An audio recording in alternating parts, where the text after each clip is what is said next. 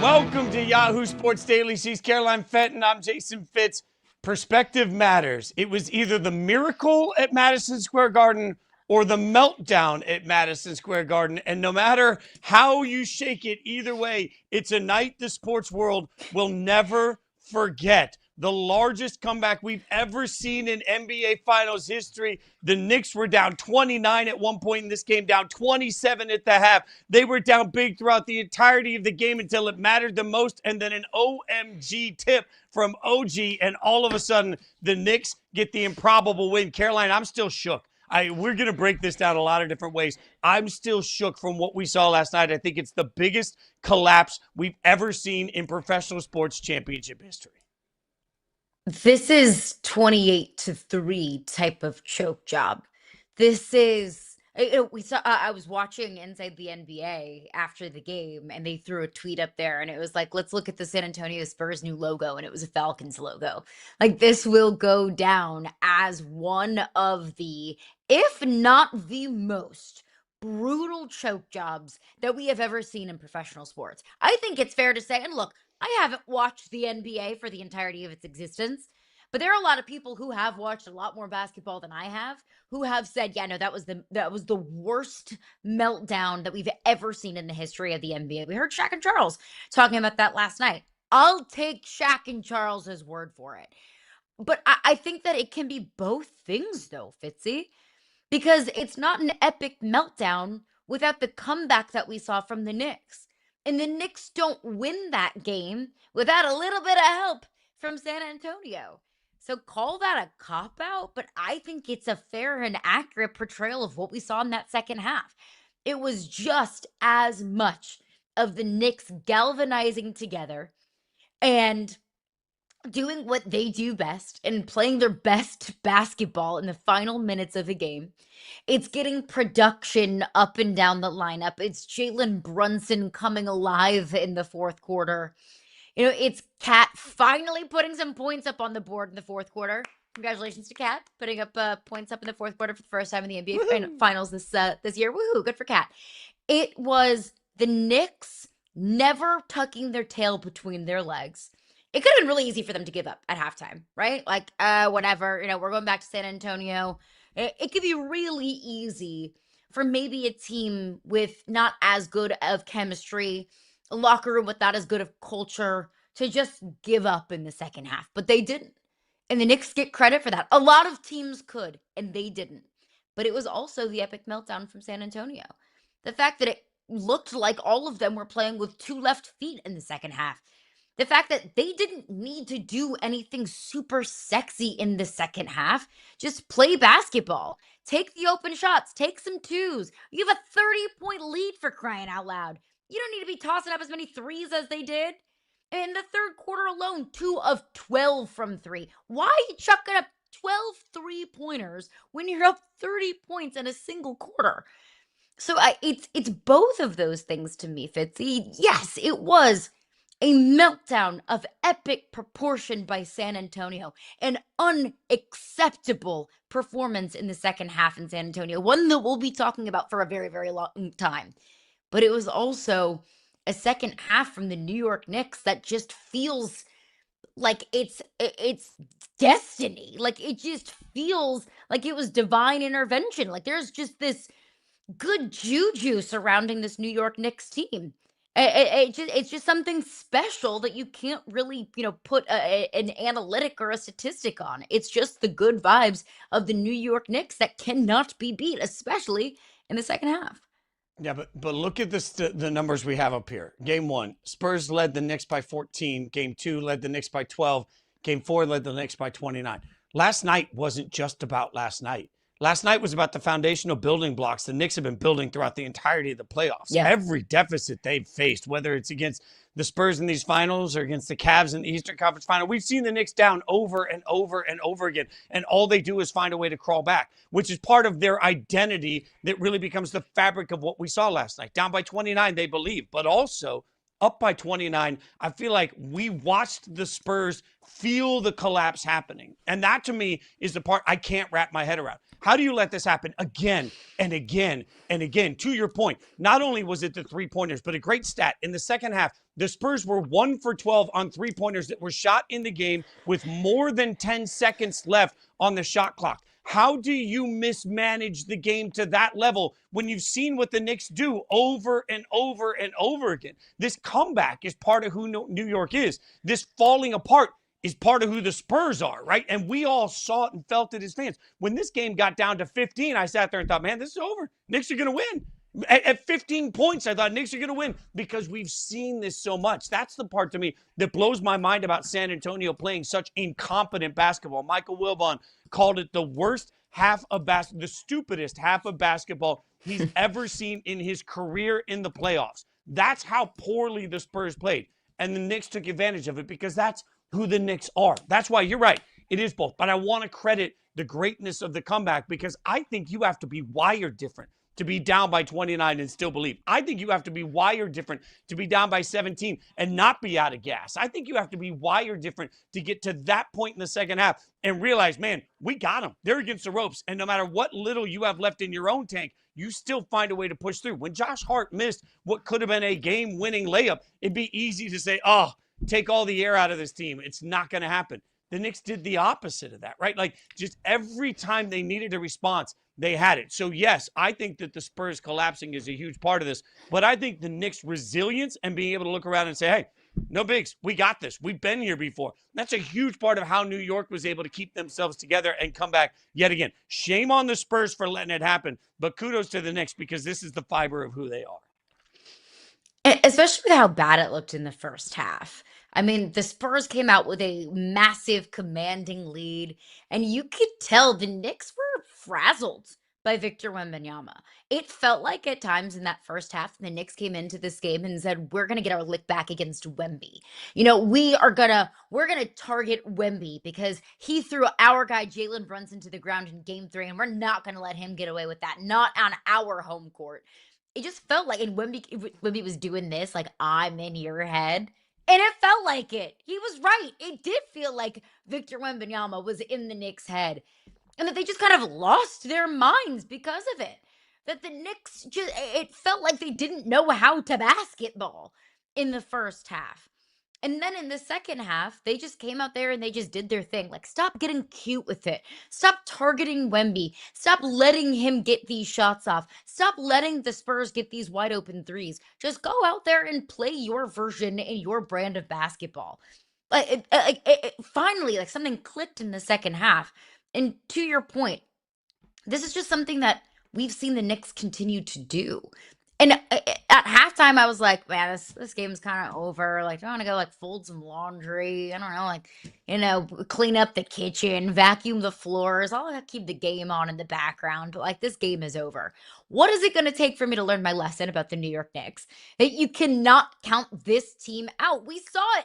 Game 1 against Cleveland, 22-point deficit. And they came back to win that game and then ultimately to sweep that series. We saw it in game 1 of this series. Now, it wasn't as gaudy of a deficit as 29 points, but still a 14-point deficit in the NBA Finals on the road. Are you kidding me? The Knicks just continued to show us time after time after time. And last night, in the most dramatic fashion, that there's no lead or no deficit rather that is too overwhelming for this team. There is no deficit. There is no mountain that is too high for the Knicks to not get over. That's a testament to this team. That's a testament to this roster. That's a testament to this coaching. And that's a testament to culture. Because when the Knicks got production up and down the lineup, obviously it was Jalen Brunson. And obviously it was OG Anunoby being a two-way star and getting that last putback shot that will be enshrined in New York sports history forever. OG with 33 points, Jalen Brunson with 36 points. But you also had so much production from guys that, you don't typically get production from. And if you look at San Antonio, yeah, Dylan Harper had 21 points off the bench, and he had the game of his freaking life. How do you lose a game when Victor Wembanyama puts up 24 and Dylan Harper puts up 21? unacceptable by the San Antonio Spurs. But outside of that, you get 5 points from Carter Bryant, 2 points from Keldon Johnson, nothing from Luke Cornett in only 4 minutes. That the Knicks just felt like, and we've said this so many times before, we've said this in this series, we've said this in this postseason. Everybody knows their role. Everybody does their role effectively. And it doesn't feel like selfish basketball at any point in time. The thing is, the Knicks feel inevitable. But the other part of this that has felt inevitable throughout this series is Wemby's going to screw up. I'm sorry. We on this show have talked about Wemby being the face of the NBA. We've talked about why he's the alien. We've talked about why he's the freak, why everybody gravitates to him. The ratings show it. Everybody knows it. Everybody loves to talk about Wemby. The same Wemby that threw the basketball off of Castro's back with under a minute to go in game 2 that led to the turnover that really cemented their loss. The same Wemby that in this game at one point missed 9 of 10 shots in the second half, missed 2 free throws that could have sealed a different outcome in near the end of the game where he just, you could see it in his eyes. It looked like it was all overwhelming. And you can tell me all day long, well, the Garden is shaking. I don't care. I don't care. In fact, we just watched Castle a few games ago hit free throws in that same situation. And when he was asked about the Garden, he's like, didn't even feel it, didn't even hear it, right? Wemby can't say the same thing because you could see it. Wemby was not good enough. When you are supposed to be an all-time great, I realize he's only 22, it's only year 3, but we're trying to anoint him. If we're going to try and anoint him, we have to be honest here. This game was a permanent mark on the history of Victor Wembanyama that will be brought up for the rest of his career. When people in 10 years have a legacy conversation about the greatness of Wemby, they will talk about this meltdown. They will talk about those misses. They will talk about the fact that in the second half, he was obviously so gassed that he was wildly ineffective. Let's talk about the fact that the best player in the world, supposedly, the alien, the one we're all looking at, man, I didn't want the ball in his hands with the winning shot opportunity. I didn't want that at all. Didn't look like they were drawing that up for him either, right? Because down the stretch, he couldn't hit anything. You can't dismiss what we saw. We talk about epic collapses. We talk about bad nights for James Harden all the time. We talk about any negative thing we can about LeBron. What was just put on record on film that will always be remembered to me was a second half that is arguably the most ineffective and inexcusable second half we've ever seen from a mega star in the NBA. You cannot play that way in the Garden. And when your team is getting just absolutely annihilated and you're sitting there and you're settling for 3 after 3 after 3, when you're 84 damn feet tall and you can do what Wemby can do, find a way to get to the rim. Find a way to make contact. Find a way to save your team. That's what the greats do, and that's what Victor Wembanyama didn't do over and over and over. Last night was inexcusable for the Spurs. It was every bit, if not more, inexcusable to me for Victor Wembanyama. That was trash. There were so many times in that second half last night that I was asking myself, where was that guy that was just taunting that Knicks squad? Where's that guy that came into Madison Square Garden with a certain type of swagger? That this place, this environment, this fan base, this, you guys don't scare me. This team doesn't scare me. This moment isn't too big for me. Exactly that moment, he's like, yeah, let me hear it, Mitchell Robinson. Let me hear it. When Mitchell Robinson throws him to the ground, he gets called for a foul, and Wemby's like, yeah, I'm in your head. I own you. Where did that guy go?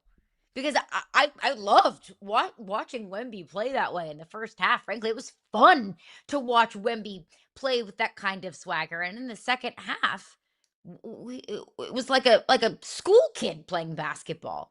It looked like he was just just disciplined by his parents. He looked scared. He looked overwhelmed. He tucked his tail between his legs, and it felt like the rest of that Spurs team, it was kind of a trickle down effect that everybody kind of looked around at like, oh, wait, we thought we already won this basketball game, and now all of a sudden things are getting uncomfortable, and they just didn't know what to do with themselves.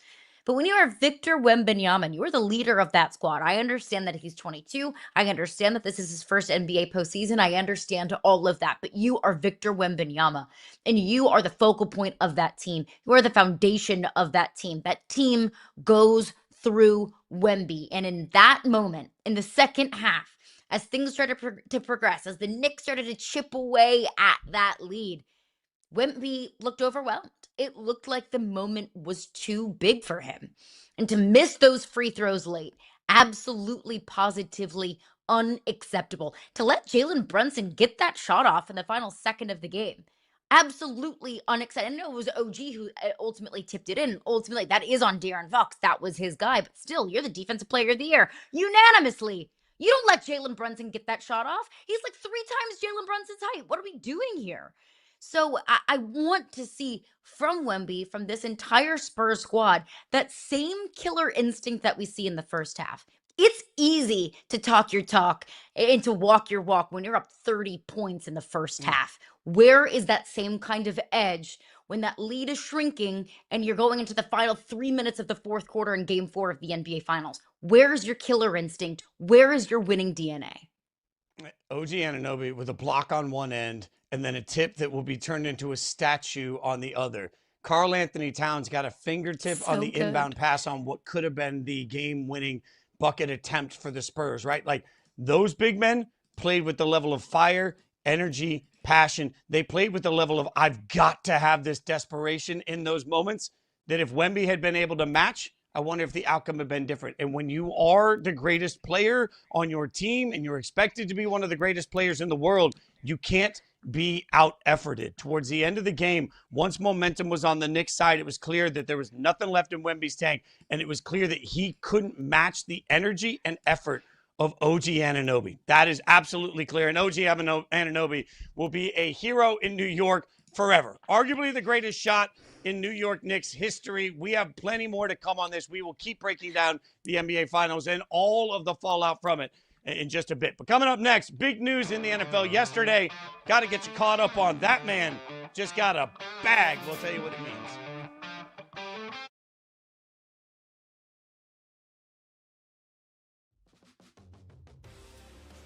What about the pre-fight talk? Do you feel like there should be a line? I mean, can we look at it like comedy? I think that would be awesome. You think that would be better? Even well, if you're I talking think about moms and stuff. I mean, that sucks if someone did, you know? Like, yeah, okay. I think, like, building up to it, like, if you and I were standing across from each other and we were going to fight, you'd probably say a bunch of stuff you really don't mean.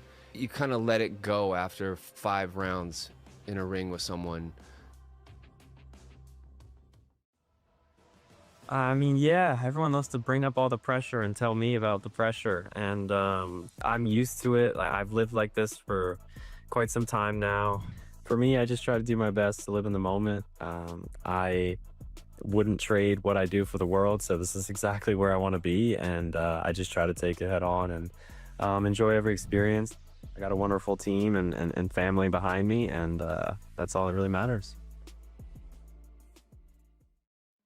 What did you learn about LeBron when you were out there on the golf course with him? I learned he's just like the rest of us out on the golf course. He loves the game. He caught the bug somewhere along the line, and just like all of us, all he wants to do is play golf. I think Bronny's probably a little ahead of him in his game, and I think that's probably messing with him a little bit. I think he can't wait to maybe even the playing field there. But yeah, I mean, he's talking about equipment. He's just like every other guy, kind of working all week to be able to play golf on the weekend. Orlando, 1 timeout left, but the game comes down to this right here. 4 feet away from the goal line in the wind. It's DeLore to throw, near side, pass caught over the wall. That's a touchdown. He caught it over the wall. Touchdown from Touchdown, Orlando. A walk-off win. As dramatic of a finish as you will ever find, and a walk-off for the Pirates. Wow, what a finish in Orlando. The Chiefs are adding 2 years to Patrick Mahomes' contract, keeping him in Kansas City through 2033 in a deal worth $504.75 million per Shefty and Rap Sheet. Good to see them working together so well. It's the first contract in NFL history valued at more than $500 million. And Caroline, look, I don't think that the Chiefs had to do anything right now, but they're choosing to do this over and over and over again. They're choosing to stay ahead of making sure that they constantly pay Patrick Mahomes so he knows how appreciated he is and so that he gets locked up. 2033 is not that far away. They're not going to need a quarterback for a very long time. They're just locking their guy up. It is kind of far away. It's 7 years away. That's a long time. I mean, Patrick Mahomes is 30 years old. 2033, he's going to be 37 years old. And look, it's Patrick freaking Mahomes. If Patrick Mahomes wants something, you give Patrick Mahomes that. It is as simple as that. Patrick Mahomes will retire a Chief. Patrick Mahomes will have a lot of success with the Kansas City Chiefs. Patrick Mahomes will be in the Chiefs Hall of Fame. He'll be in the Pro Football Hall of Fame. It's Patrick Mahomes. You don't even tell you how great he is.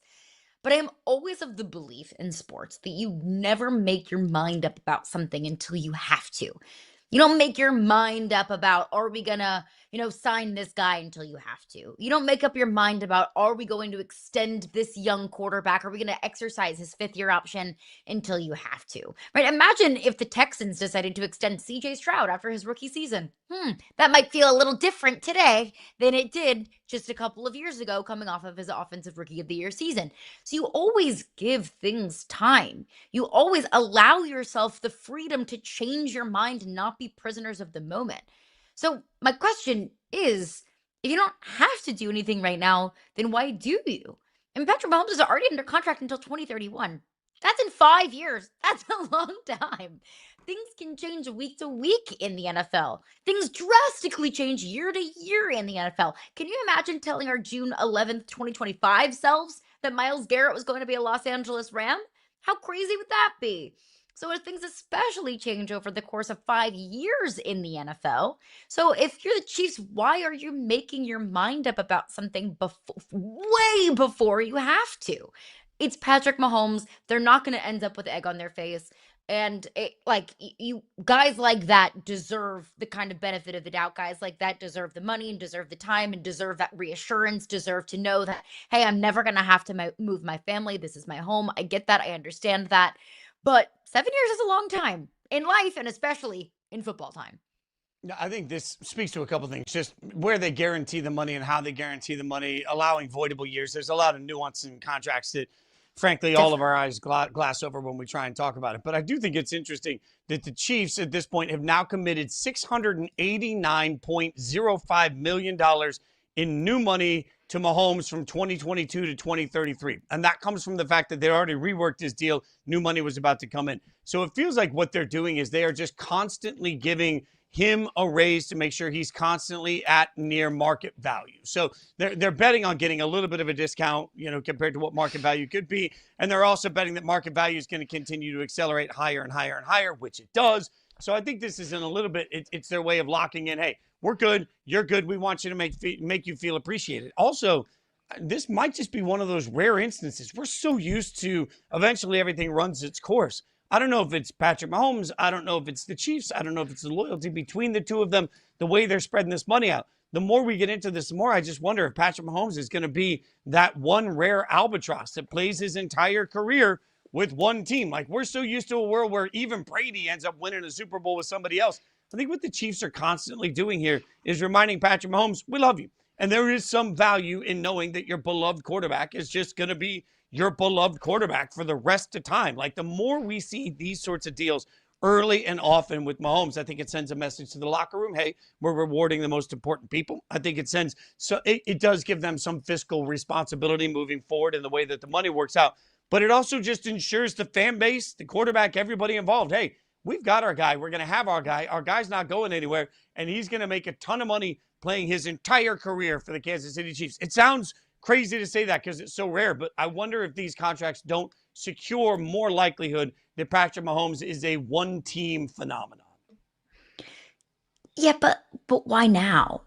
And I understand all of that, giving your locker room, your franchise star quarterback, future Hall of Famer quarterback, giving your fan base all that reassurance and that confidence and that comfort that is our guy. We're not letting him out of the building like the Patriots let Brady out of the building. And, every example that we've seen in professional football. But, why now? Because you already had him under contract for the next 5 years. 5 years until Patrick Mahomes was 35 years old. 5 years is a lot of comfort. 5 years is a lot of security. So why now? Why Wednesday, June 10th, did the Chiefs feel like, okay, now's the right time to add 2 more years onto an already 5-year deal, or a deal that had 5 years left on it? Why now? Why today? Why this year? Why extend him now? I think the answer to that is, with the new money, according to NFL.com, Mahomes' average annual value will reach $64 million beginning in 2027. That $19 million per year raise will push him ahead of Dak Prescott. They're just making sure that they have the highest paid quarterback in the NFL because he deserves to be the highest paid quarterback. Like, I know from a business standpoint, I hear you. Like, we all, as we cover the sports business of the NFL, look at it and say, well, why? You got a guy under contract. Why deal with it? But I do think that there's this emphasis within the Chiefs organization of making sure that Mahomes knows, hey, you're the guy. You are the man. So, hey, we're looking at the market and we're seeing where in 2 years Dak's going to make $19 million more than you, and we don't think that's right. So we're just going to give you a raise. I wish every team, every player, hell, I wish every business just turned around and said, you're doing a great job. Here's an extra 2/3 of your salary. That'd be amazing. But I think what the Chiefs are doing here speaks a lot to the fact that they want to make sure that Mahomes is constantly at or near the top of the market so that at some point they don't have to deal with, I think, probably disenfranchised quarterback that says, well, I left money on the table over and over for you guys. Like, I think there's something to rewarding Mahomes, who even at $500,000, you could argue is still underpaid for what he brings to this team and what he brings to this league. But what happens when Drake May's second contract comes due and he gets $67.5 million a year, or whatever the quarterback market will balloon to by the time Drake May's second contract is due? Do the Chiefs give him another raise? Add 2 more years onto his deal? Now he's under contract until he's 75 years old. What happens when another quarterback gets another deal and another quarterback gets another mega deal? And look, I want to say for the record, I have no problem with Patrick Mahomes being the highest paid quarterback in the NFL. He should be the highest paid quarterback in the NFL. I have no problem with the Chiefs wanting to keep their guy. That's their guy. You don't let Patrick Mahomes out of the building. I know and I understand all of these things.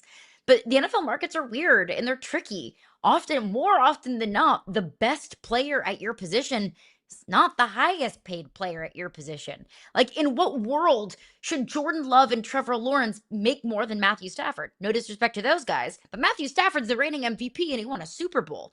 In what world should Brock Purdy make more than Lamar Jackson? Look, I know Brock Purdy's been to a Super Bowl, but if you had to pick Brock Purdy or Lamar Jackson to be the franchise quarterback for you for the next 5 years, I'm taking Lamar Jackson. I'm not even blinking twice at that option. You know, in what world should Deshaun Watson make more than Sam Darnold, who just won a Super Bowl, right? Like, quarterback markets are weird. It's not about how good you are. It's about when is your contract due. So I do get that the Chiefs, want to reward Mahomes. You're the best quarterback on the planet. Even coming off of a down year, we believe in you. You can get us back to the promised land, and paying him as such. But I just go back to the timing. Like, I understand the sentiment, but the timing is strange. Haven't they then, to your point, because I don't disagree with anything you just said, haven't they essentially bought themselves 7 years where whenever it looks like we're near the end for Mahomes, I don't know how long Mahomes wants to play. He'll be 37 when this deal's done, whatever it is, like 7 years left. So I'll have to look up how old Mahomes is. But if that puts him around 30. 37, so in theory, they wouldn't ever have to do another deal. So by extending him out, whenever they reach the end of the runway, by that point, we could see a world where Caleb Williams has gotten paid, Drake May's gotten paid, Jaden Daniels gotten paid. Hopefully Cam Ward gets paid. Hopefully Fernando Mendoza gets paid. All those guys are at that point 5 years in, and Mahomes is outpaced by the entire market at that point because they did it 7 years out. Like, the only real risk they take here is injury catches up to Mahomes and there's a decline in pay, and then they're overpaying for a mid-level quarterback. That is obviously a risk, but I think it's worth the risk reward on that just for what it does for their organization today. It is curious. The other part of this is half a $500 million becomes the new line in the sand. You got $504 million. All of these other quarterbacks that are coming up for contracts, their number's going to keep increasing as well. We'll keep breaking it down. But coming and he's up, got State Farm money. Oh, yeah, he does have that. Like, give me them tots. That's all I have to say. Patrick Mahomes, Andy Reid, put me in a tater tot commercial. One person that's beautiful enough to be in every commercial, Taylor Twellman, going to join us, making his Yahoo Sports Daily debut to break down all things World Cup. We're about to get really football smart.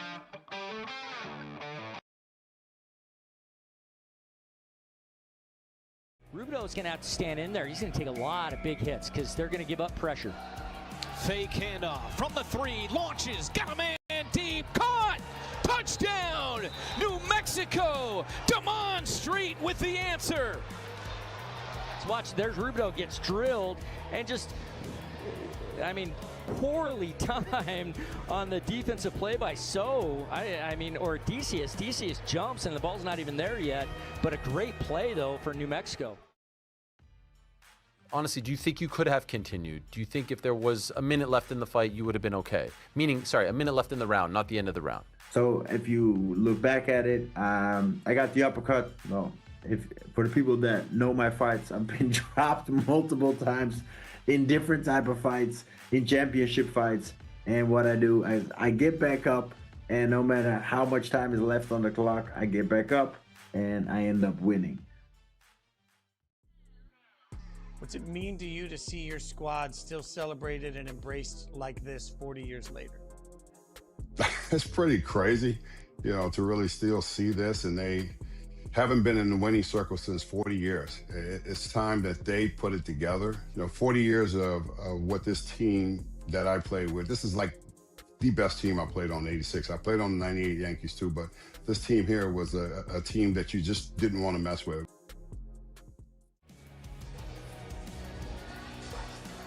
Felix Harper, 7 of 11 in the first half. The efficiency has been the name of the game for him so far this season. Handoff left side, down the near boards, open space, and JT Stokes in for the touchdown for Fishers. And JT Stokes get a carry off the left side on the first play from scrimmage in the second half and houses it. Everybody was losing their minds last night when the Knicks managed their massive comeback, including the U.S. Soccer men's national team celebrating the Knicks comeback. Be careful, boys. Don't trip over the couch. We're going to get some thoughts on that and everything World Cup now from one of my favorites, Taylor Twellman. Taylor, I see you holding it. What do you make of it? Be careful. Oh, my God. Oh, my God. Like right now, the whole time, I woke up this morning and I'm watching this go, no, don't do that. No. It's Tyler Adams, born and raised in New York, the New York Knicks fan, the New York Red Bulls Academy player, and I'm sitting here on top of the couch. I'm like, Tyler, stand down, sit down. What are we doing, guys? What are we doing? Oh. The entire country just turned into like their mom. Get down from there. Don't do that. You're going to hurt yourself. Stop it. Everybody, play nice. We appreciate you for joining us, Taylor, and being our expert on all things footy. So I want to start with there. For the most casual of casual soccer fans, what is the one thing that you are looking for in the U.S. men's national team tomorrow? They need to win the game. And the reason why I say that, and everybody watching this is like, duh, no, of course, Taylor, they have to win the game. But the reality is this, guys, this will be the first 48-team tournament in a World Cup. It used to be 32, which meant you had to finish in the top 2. Now there's going to be 8 third-place teams that go through to the knockout stage game. The United States are in a group where if they finish first, their first knockout stage game will be against one of the third-place teams. And that gives you a real possibility of getting to the quarterfinal. That the United States men have only in their history won in this century, have only won one knockout stage game. So now you're at home against Paraguay. If you win that game tomorrow night, you have a 78% chance to win your group. It is imperative that the United States men win tomorrow night because then you go to Seattle, you play Australia. That is a very winnable game. And now, guys, we're talking about having 6 points. And when you have 6 points going into the final group stage game against Turkey, that's going to be the most difficult group game they have. It'd be really good for them if they only needed to get a draw in that final game to then win the group. It's imperative that the men win their group. So one name people will have an eye on is Chris Richards, recovering from an ankle injury. What would he mean for a deep run? He has to play. He has to be at his best, and it's difficult to really assess where he is right now because he hasn't played a meaningful game in, 26 days because of the ankle injury, and he missed the Conference League final for Crystal Palace. And so match fitness is going to be difficult for him, absolutely. He's a leader. There's a dog in him that you can't teach. He's good in transition defending, which he's got pace. He's dangerous on set pieces. And I've said this all along, guys, leading into this World Cup, that the 4 players that have to play well At the same time, for the United States to get to the quarterfinals, Chris Richards, Tyler Adams, Weston McKennie, Christian Pulisic. And the way the team played against Senegal, the way the team played against Germany, it is vital that they have a defender that can defend with a high line, that can defend in space, that can defend set pieces. All of those things. We saw the United States give up goals to Senegal and Germany in those situations. Chris Richards plugs a lot of holes in those moments. Taylor, we're very lucky to have a pretty big NFL audience. So this name some NFL fans might know, and that's Alex Freeman. He's the son of Green Bay Packers Hall of Famer Antonio Freeman. What does he offer this U.S. men's national team? Guys, 2 years ago, he wasn't even on the radar. He wasn't even playing for Orlando City. He was playing in the reserve team for Orlando City. So he is a great reminder to all of us that life comes at you fast. And if you're ready to go and you are prepared and you believe in what you're doing, you can achieve a lot of great things. Now, he made a big-time move to Villarreal from Orlando City. That was intriguing because 6 months before the World Cup, you always want to be playing, and playing time was difficult. He can play multiple positions. He can play a variety of roles in those positions. He's very dynamic going forward. He looks like he's a better defender than I gave him credit about 12, 16 months ago. He's good on set pieces. He's confident. You can tell that lineage of that family, the confidence is very high within that family, and he's very important for the system that Pochettino wants to play. But I think for your audience to understand, in the blink of an eye, he went from nobody to honestly a household name for a lot of people when that game comes tomorrow night. You mentioned household names. Pulisic, obviously that for most people. What's the expectation for him in this tournament? This is his moment. You know, I think a lot of us have maybe jumped the gun a little bit in calling this the golden generation of players because they haven't really had their pinnacle moment up to this point.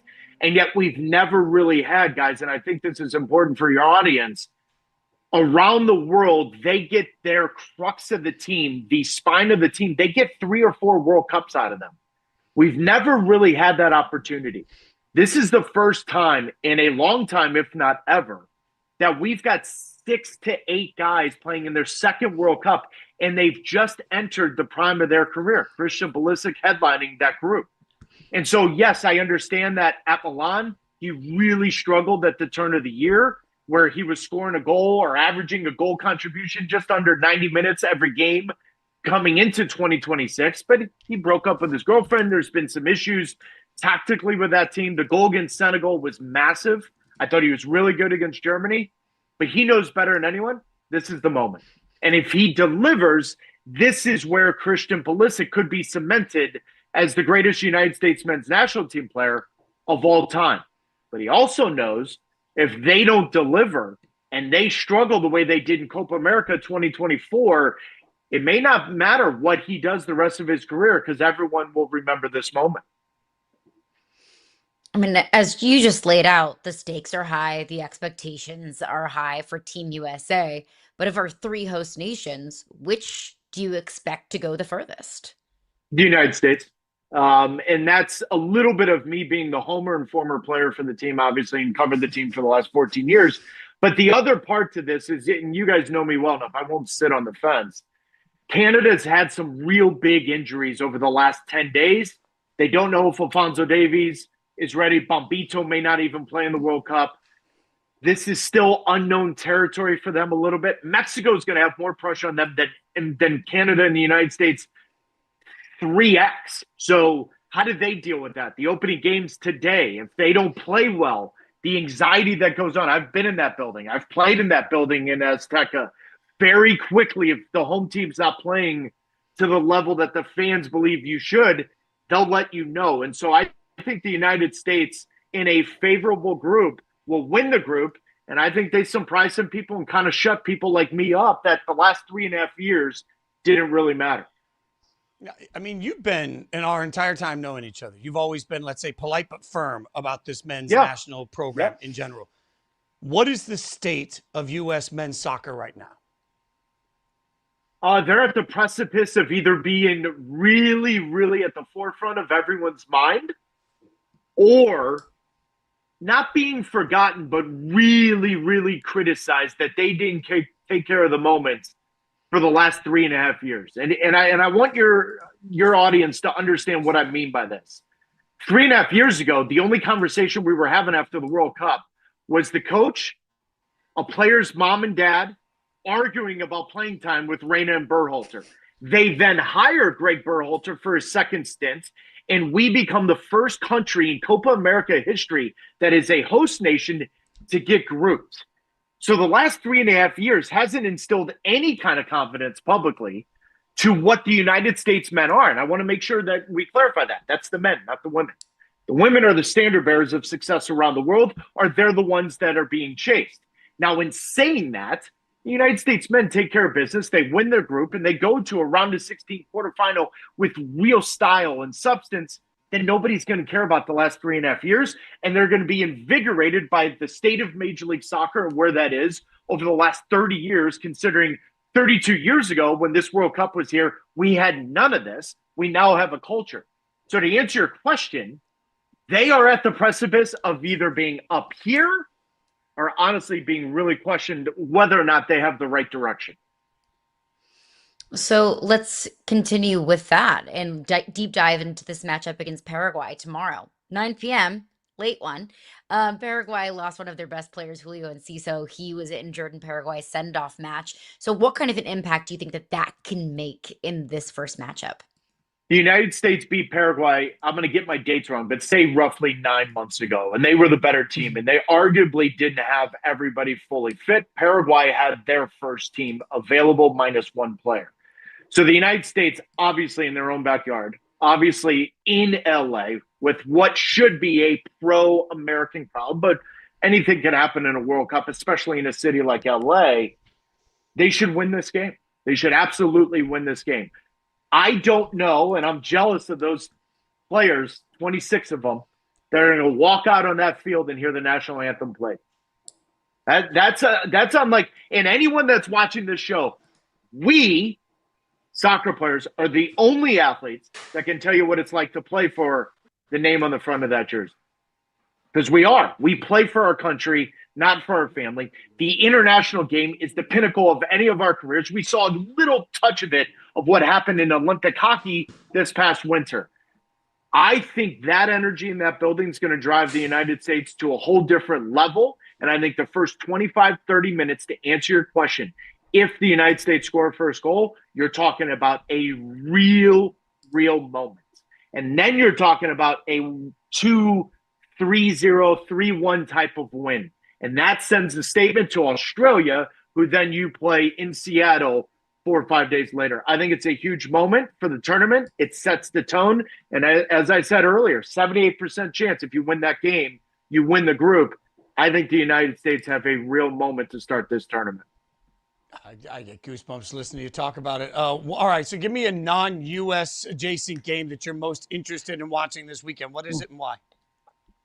It's the opening game for Mexico, and I think people don't fully understand the amount of pressure on the Mexican national team and what it's like to be 90,000 plus and have all of them whistling your own fans because you aren't playing, you're not winning the game, you're not dominating the game.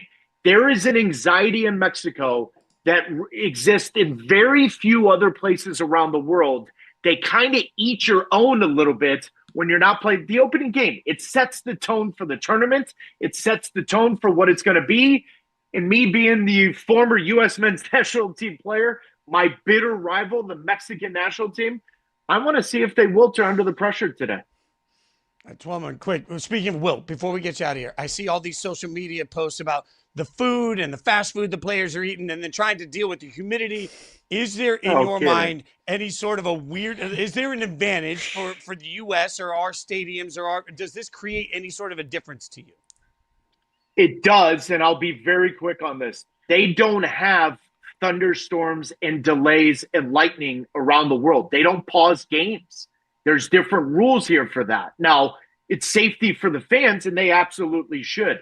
The other part is, for anyone watching this, go outside for a run at 3 o'clock in the afternoon when it's 100% humidity and it's 98 degrees. Just so you know, on the field with grass laid over turf and all of that with water, It's more like 110 degrees. The weather will play a factor. In the key parts of this tournament, how many of the bigger, better countries play in climate-controlled stadiums?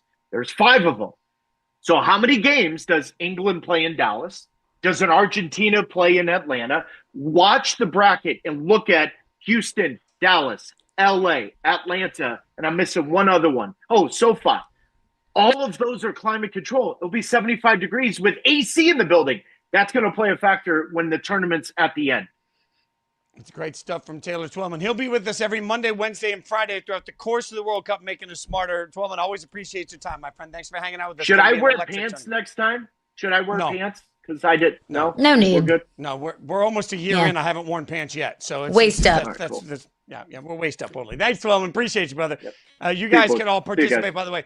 We still have time for you to get into the all-new 2026 Soccer Pick'em just in time for the world's biggest soccer tournament. You can make picks for each round. You can earn points. You can climb the leaderboard. You can play solo. You can create a private group with friends. You can join a public group to take people on, or you can even join our Yahoo Sports group to see if you can beat me and my team, Fitzy's Footballers. I love that name. Thank you very much. You can join at yahoofantasy.com/soccer pick'em. Today's the last day. Get in, get your picks in. All right. We're going to get back to the World Cup over the course of the next few days. But coming up now, more fallout from the wildest finish in NBA history. We'll tell you about it.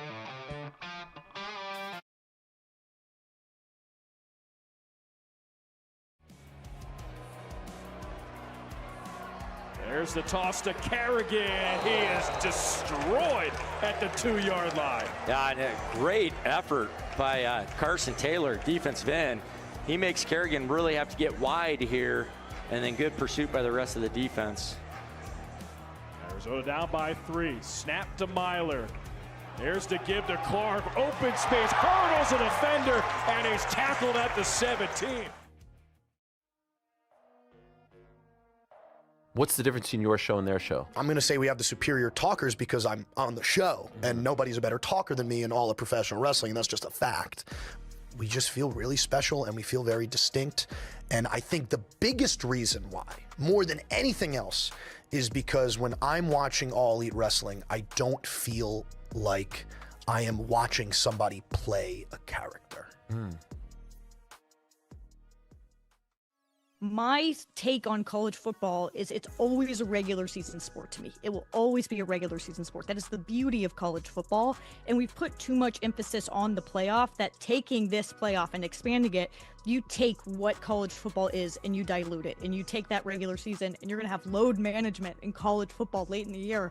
Like, you don't want that. I think the people pushing for this are not the people who care about the well-being of this sport and like appreciate college football for what it is. Pretty low scoring first half with 5:38. Gonna send it deep.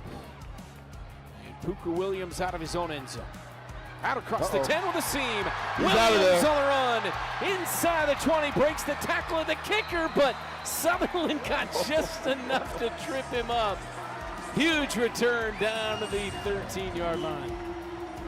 And the guys are going to make fun of him because he got tackled by the kicker to stop him from scoring a touchdown. Holy smokes. De'Aaron Fox on his decision to shoot instead of run clock and draw a foul. Quote, I tried to get a layup to get up 3, forced them to need a 3. OG made a good block. Well, that's very Magic Johnson of him. Like, it's a great description, but it doesn't explain the logic, Caroline. And for anyone that didn't see it, yeah, like we know what happened. Led to the opportunity. Right. Like, he had the opportunity, but with about 7 seconds left, he could have peeled out and taken 2 or 3 more seconds off the clock. He could have tried to run away from the foul. I understand he's a 77% free throw shooter, so maybe he didn't want to go to the line. But at the end of the day, I'll take my chances going to the line and burn a couple of more seconds off the clock. Instead, OG gets a great block on the play, and all of a sudden we know what happens from there. De'Aaron Fox played an incompetent basketball game yesterday. It's the only way to say it, Caroline.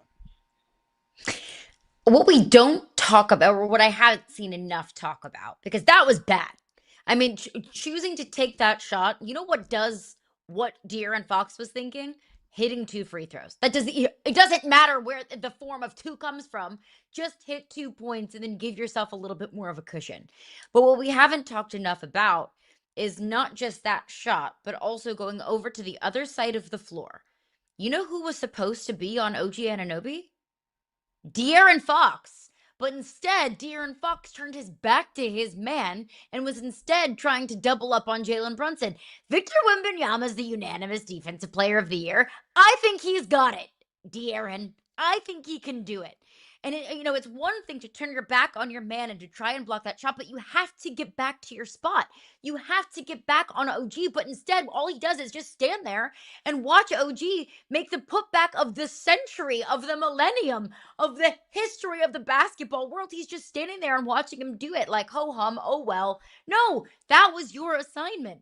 So De'Aaron Fox made especially in that possession alone, in the span of less than 30 seconds, De'Aaron Fox made 2 massively fatal mistakes.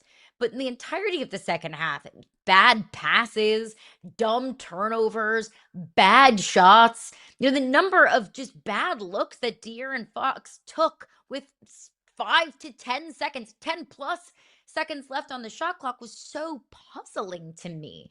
It was so shockingly bad. And look, if we want to give a blame pie for why the Spurs blew it last night, the most epic choke job in the history of the NBA and maybe even arguably in sports, De'Aaron Fox gets a slice of it. Victor Wembanyama gets a slice of it. Mitch Johnson gets a slice of it for swallowing his timeouts and thinking, nope, I don't need to take these. He was too slow to call timeouts. So it's not just on De'Aaron Fox. But De'Aaron Fox is the veteran in the room. You bring in a De'Aaron Fox to not make those dumb mistakes that we saw him make last night.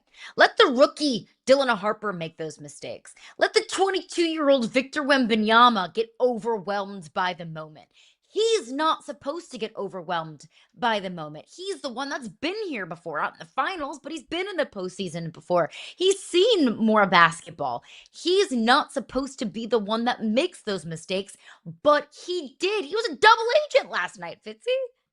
He was so bad, and I'm not implying that he is actually in any way, shape, or form doing anything illegal, but he's so bad that social media was making rips to ask if he was going to the Terry Rozier School of Basketball. That's how bad he was last night. And to your point, I guess I find it impossible to buy this argument of like, well, what you need is experience. At this point, De'Aaron Fox has played how many basketball games in his life? So I don't care that it's the finals. When there's 7 seconds left in that basketball game, you've played enough basketball game. You don't need to lose in the finals to learn that with 7 seconds left, the right thing to do is probably to dribble it out a little bit. Like, I don't understand this. I don't understand why we're flocking to make excuses for the Spurs in general for their meltdowns, because even the argument of, oh, this is a young team. It was a young team game one. When they blew a lead. It was a young team that should have learned from game one when they blew a lead again in game two. It was a young team that in game three still tried to blow a lead but then found a way to lose it. It was a young team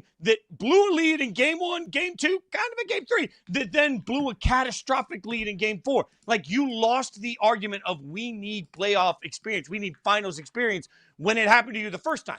The second time. At this point, what do we make of it? Because you just mentioned the terrible defense on that game-winning shot. And it's a shot for the ages. It's rare you can say, I was there to see this, right? Like, we're all going to talk about where we were sitting when we watched OG Anunoby win that improbable game. I genuinely believe there will be a statue of that play outside of Madison Square Garden. We got to see it.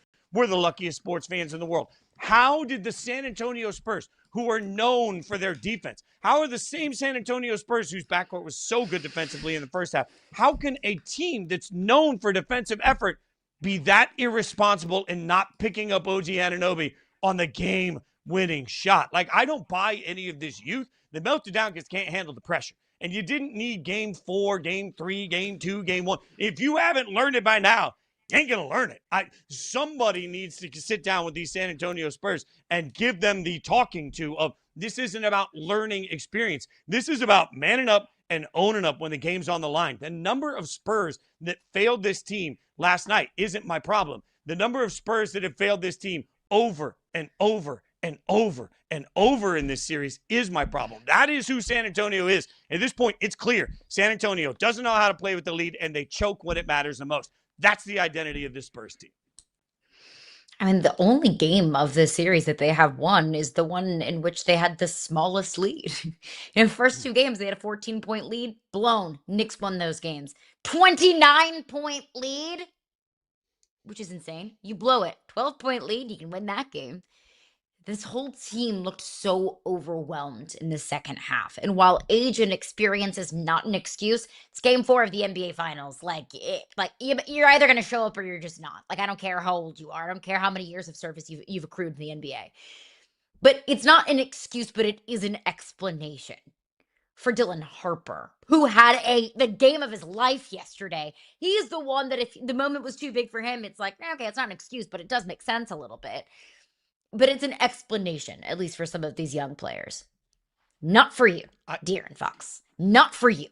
He is the one that cannot get overwhelmed. He and Victor Wembanyama. Don't care that you're 22 years old. Don't care that it's year 3 in the NBA. Don't care it's your first time in the postseason.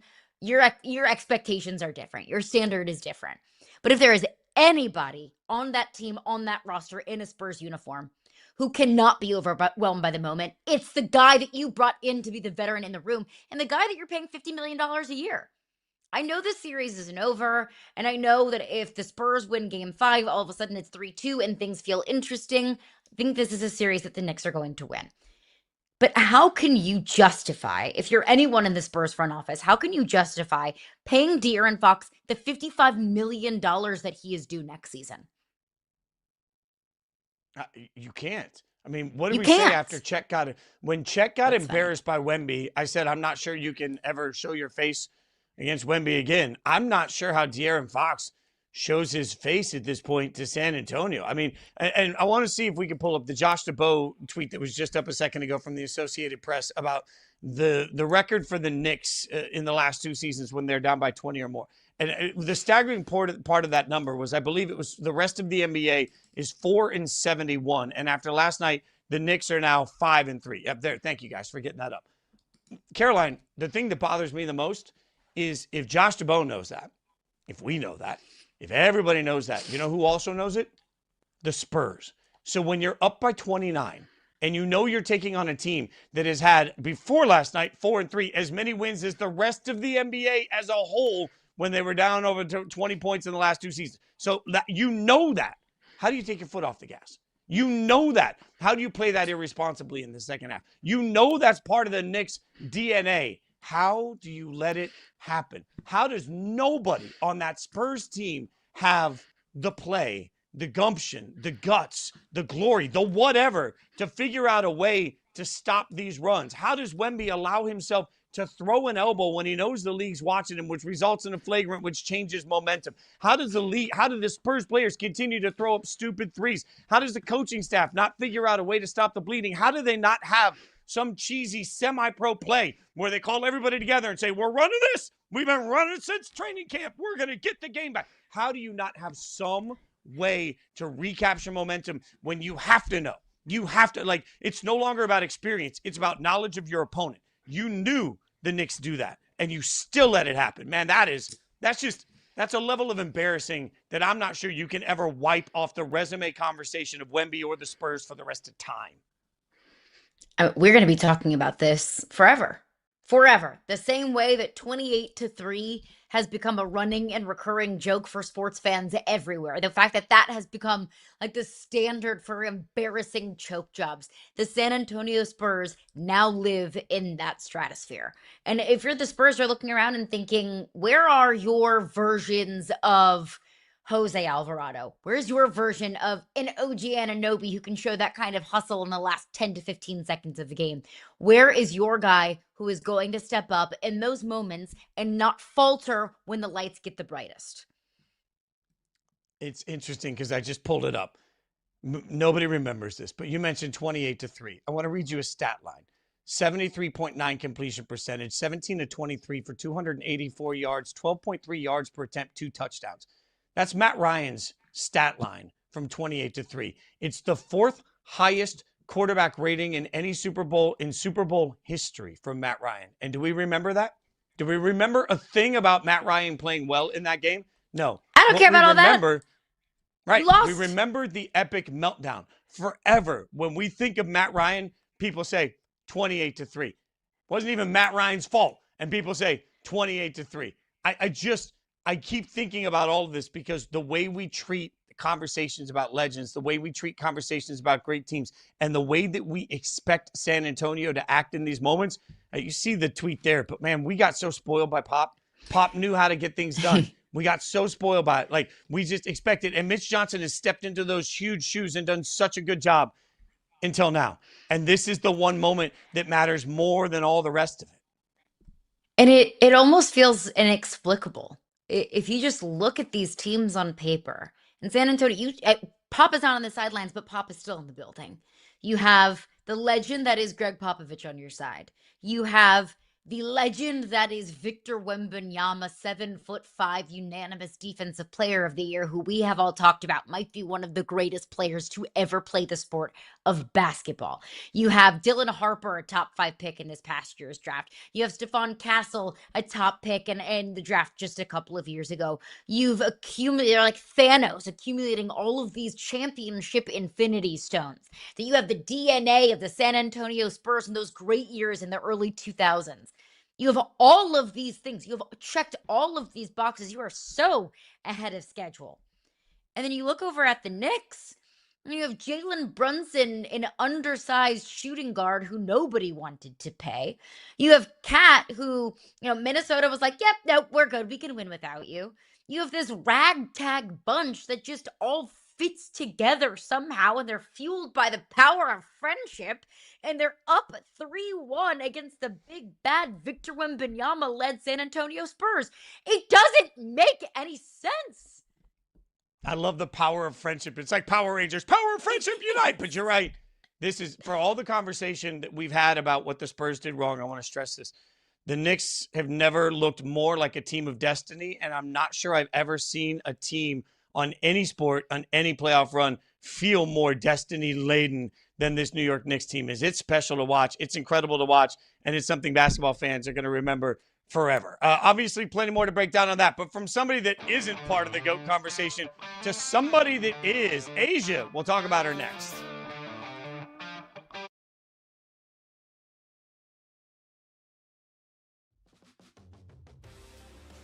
What about the pre-fight talk? Do you feel like there should be a line? I mean, can we look at it like comedy? I think that would be awesome. You think that would be better? Even well, if you're I talking think about if moms and stuff. I mean, that sucks if someone did, yeah, okay. I think, like, building up to it, like, if you and I were standing across from each other and we were going to fight, you'd probably say a bunch of stuff you really don't mean. You kind of let it go after 5 rounds in a ring with someone. I mean, yeah, everyone loves to bring up all the pressure and tell me about the pressure. And I'm used to it. Like, I've lived like this for quite some time now. For me, I just try to do my best to live in the moment. I wouldn't trade what I do for the world. So this is exactly where I want to be. And I just try to take it head on and enjoy every experience. I got a wonderful team and family behind me. And that's all that really matters.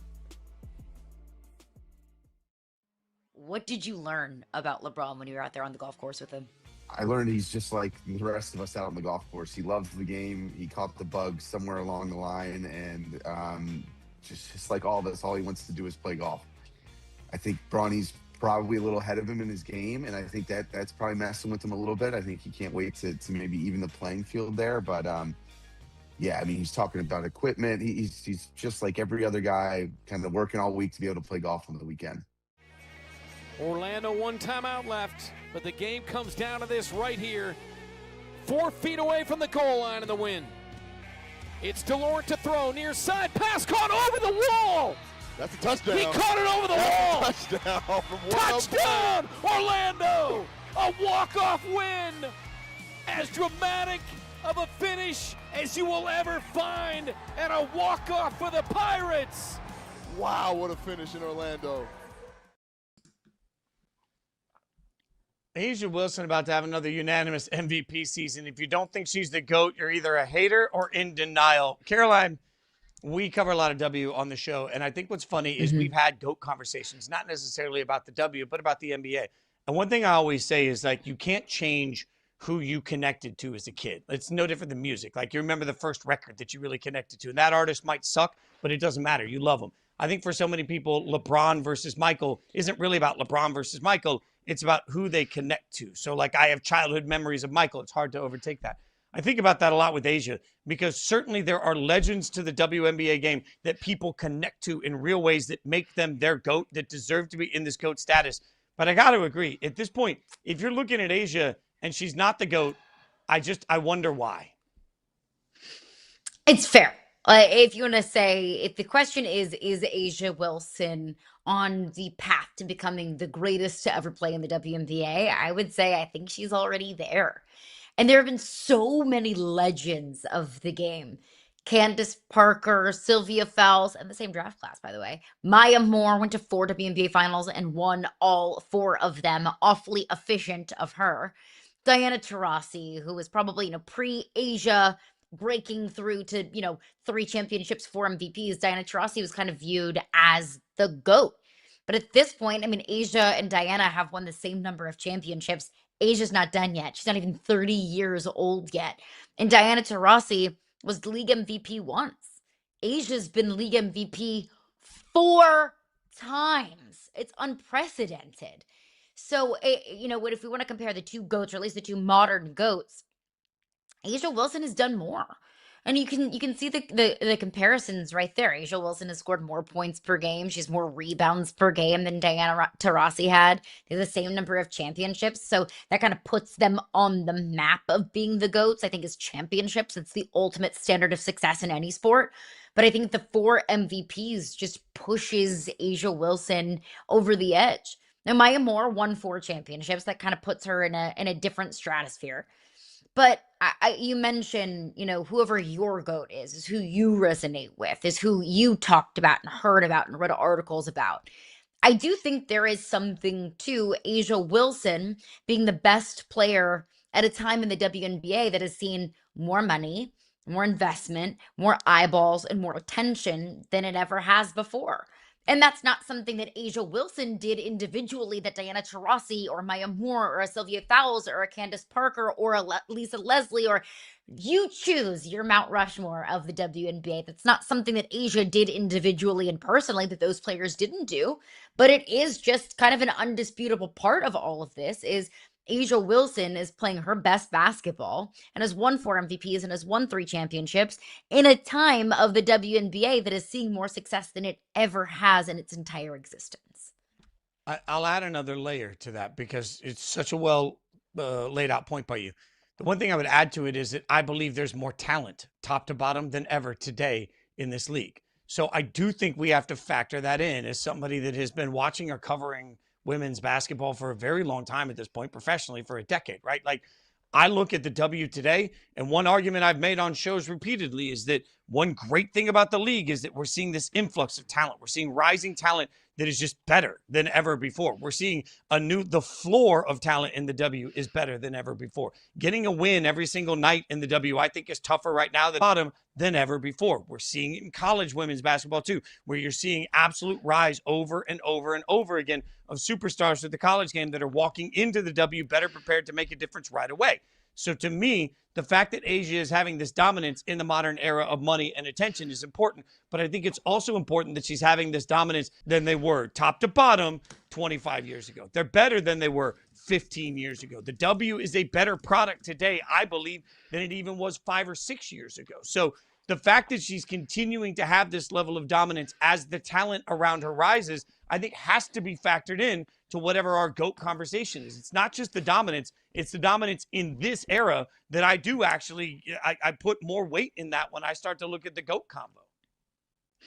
And I'll add on top of that as well, we're now seeing more international players in the WNBA than we've ever seen before, because you can now actually cash in on playing the game in the United States. Maureen Johannes, Pauline Astier, Dominique Malonga, Awa Pham, who was talked a lot about as maybe the potential #1 overall pick in this past year's draft. We know Camila Cardoso from her time at South Carolina, but Camila Cardoso is from Brazil. She is also international player. So you're getting not just more homegrown talent and homegrown talent that's probably more ready-made and tailor-made for the game right now than we've ever seen before. I understand Candace Parker won MVP and Rookie of the Year in the same season, but we're now seeing a higher volume of young rookie players, or just young players in general, that are ready to play the game right now, right away. We saw it with Paige Beckers in her rookie season. We saw it with Sonia Citron in her rookie season. We're seeing it with Olivia Miles now in her rookie season. The way that Caitlin Clark has taken the league by a storm. We are not just seeing younger players make a bigger impact. We're seeing a larger influx of international players. We now have more teams in the WNBA, which spreads talent out even more, which means you're traveling even more. Next season and over the next couple of seasons, when Cleveland joins the fold, when Detroit joins the fold, that means more East Coast trips for teams on the West Coast and vice versa. The fact that they got Portland into the WNBA means players from New York are traveling to the West Coast more often. Travel, it weighs on your body. So I think it's very, very fair to say that right now, even though she's still in the middle of playing, that A'ja Wilson is the best player that we've ever seen in this sport. I think the only pushback to that is longevity. Part of what makes Tom Brady great, it's not just the championships that he won, is the fact that he played until he was 175 years old. What makes LeBron James so great, not just all of the greatness that he's already achieved, but the fact that he's playing at such a high level at 41 years old, doing it for a long time and playing at a high level for a long time. That means something. We were comparing A'ja Wilson and Diana Taurasi earlier. When Diana Taurasi ultimately decided to retire, she had played more than double the number of games that A'ja Wilson has played at this point in her career. Longevity means something. So maybe if there's one argument against A'ja Wilson, it's the fact that she has not played as much basketball as, let's say, Diana Taurasi did in her very storied career. But I remind everyone, A'ja Wilson is not even 30 years old yet. If she has 5, 6, 7 years left in the tank, if she wants to play into her mid to late 30s, there's not going to be an argument against A'ja Wilson being the greatest of all time, especially if she continues this trajectory and the Aces continue the trajectory that they've been on over the last 5 years. And this is just all personal preference. Nobody's right or wrong on this. I don't put as much weight in longevity. I never have. I as a kid, I watched Barry Sanders absolutely dominate football fields, and I don't care how many years he played. This is the most incredible running back I've ever seen. I'm not old enough to really remember the peak of Walter Payton, right? Like Jim Brown, not the human being, but Jim Brown, the running back, absolutely dominated the NFL for a very small amount of time, right? So I think for me, when I look at longevity, it's great when you have it. But if I get absolute, sheer, unequivocal, undeniable greatness for every second you're on the court or on the field, that's what I care the most about. All right. Speaking of undeniable greatness, straight off of vacation, Godfrey's back. Stephen Godfrey's going to join the show. We're going to break down the future of the NFL in a way that you are not expecting. Coming up next.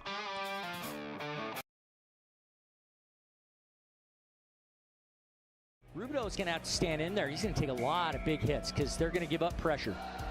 Fake handoff from the 3, launches, got a man deep, caught, touchdown, New Mexico, Damon Street with the answer. Let's watch, there's Rubido gets drilled and just, poorly timed on the defensive play by or Decius. Decius jumps and the ball's not even there yet, but a great play though for New Mexico. Honestly, do you think you could have continued? Do you think if there was a minute left in the fight, you would have been okay? Meaning, a minute left in the round, not the end of the round. So if you look back at it, I got the uppercut. No, for the people that know my fights, I've been dropped multiple times in different type of fights, in championship fights. And what I do is I get back up, and no matter how much time is left on the clock, I get back up and I end up winning. What's it mean to you to see your squad still celebrated and embraced like this 40 years later? It's pretty crazy, to really still see this, and they haven't been in the winning circle since 40 years. It's time that they put it together. 40 years of what this team that I played with, this is like the best team I played on 86. I played on the 98 Yankees too, but this team here was a team that you just didn't want to mess with.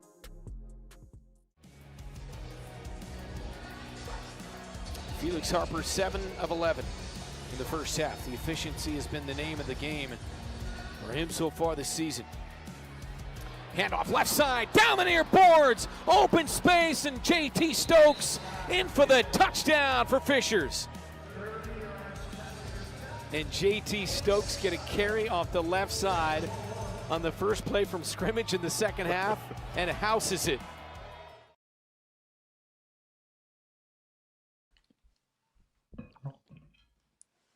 All right, the House panelists demand NFL ends the paywall games amidst 1,000 plus fan costs.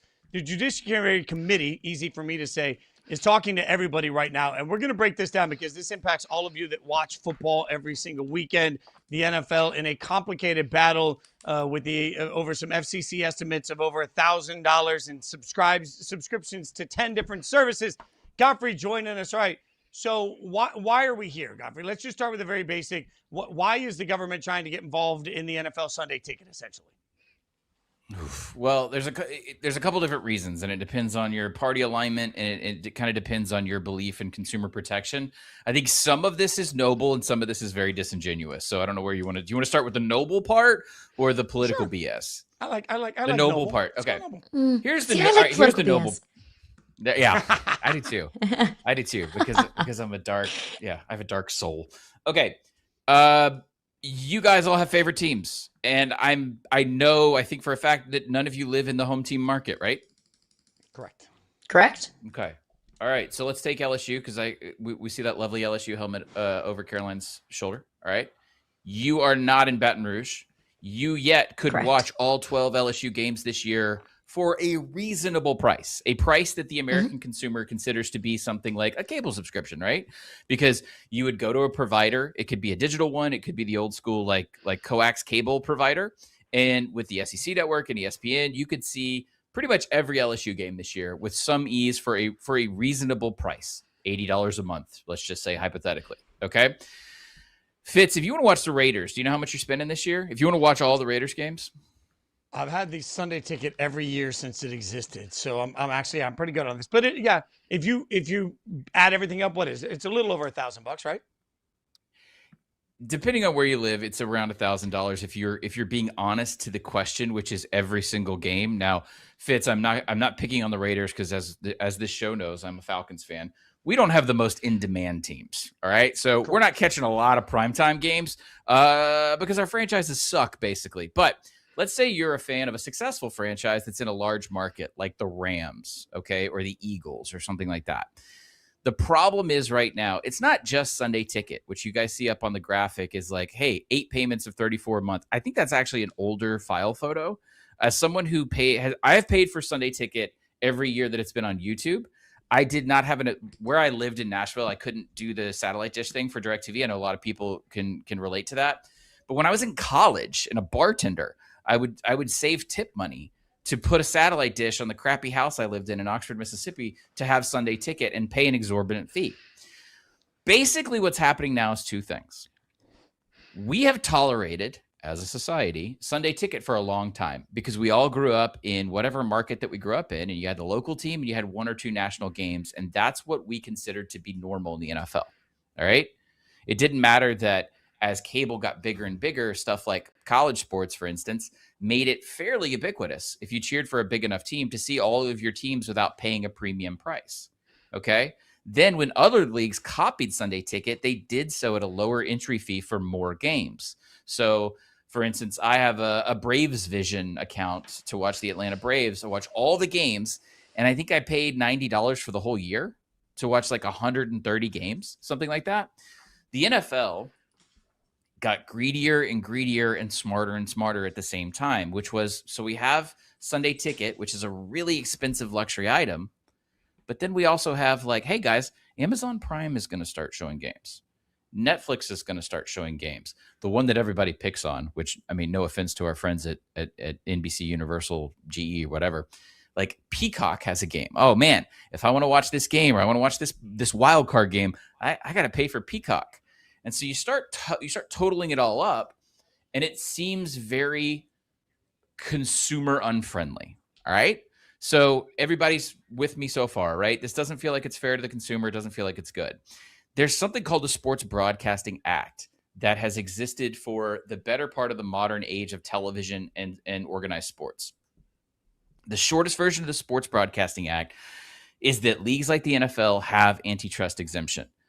This is usually a good thing for the fan.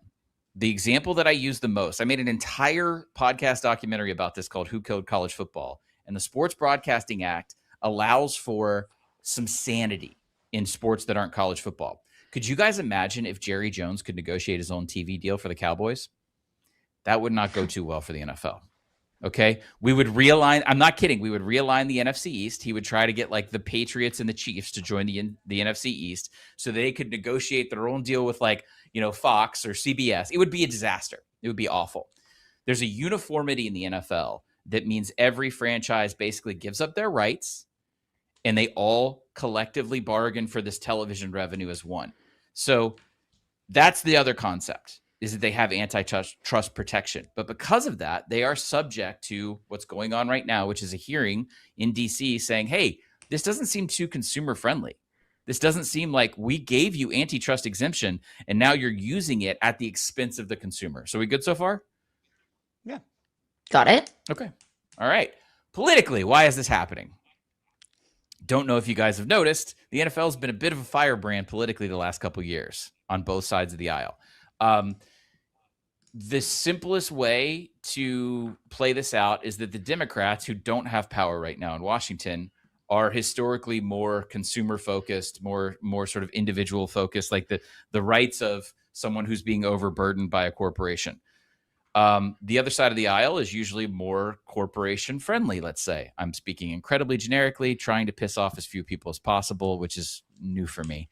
The issue here for the Republicans to join in on this is that there are some axes to grind against the NFL for some political statements and maneuvering that have gone on in recent years. There's also an issue of this little company called Fox. I don't know if you guys are familiar. And the political alignment of their ownership group and what's going on with the consolidating of big conservative media moguls buying into large media companies. Fox makes their money over the air, the old school cable way, television broadcast, right? Companies like Netflix are starting to eat into that. So what the conservative Fox consortium can do is to place pressure on elected officials that they may or may not have donated to suddenly start crying a foul on behalf of the consumer and saying, hey, we don't like this. This is bad for America. But in actuality, it's really bad if you are an old school cable provider or old school television network. Everybody good so far? Oh, yeah.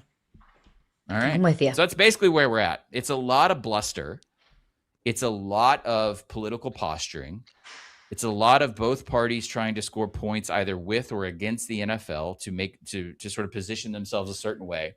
A lot of this does go back to the NFL's actions on being woke or diversity or women's rights. All of that stuff comes into play with basically, Al Capone didn't go to prison for being a gangster. He went to prison for not paying his taxes because that was the one thing they could get him on.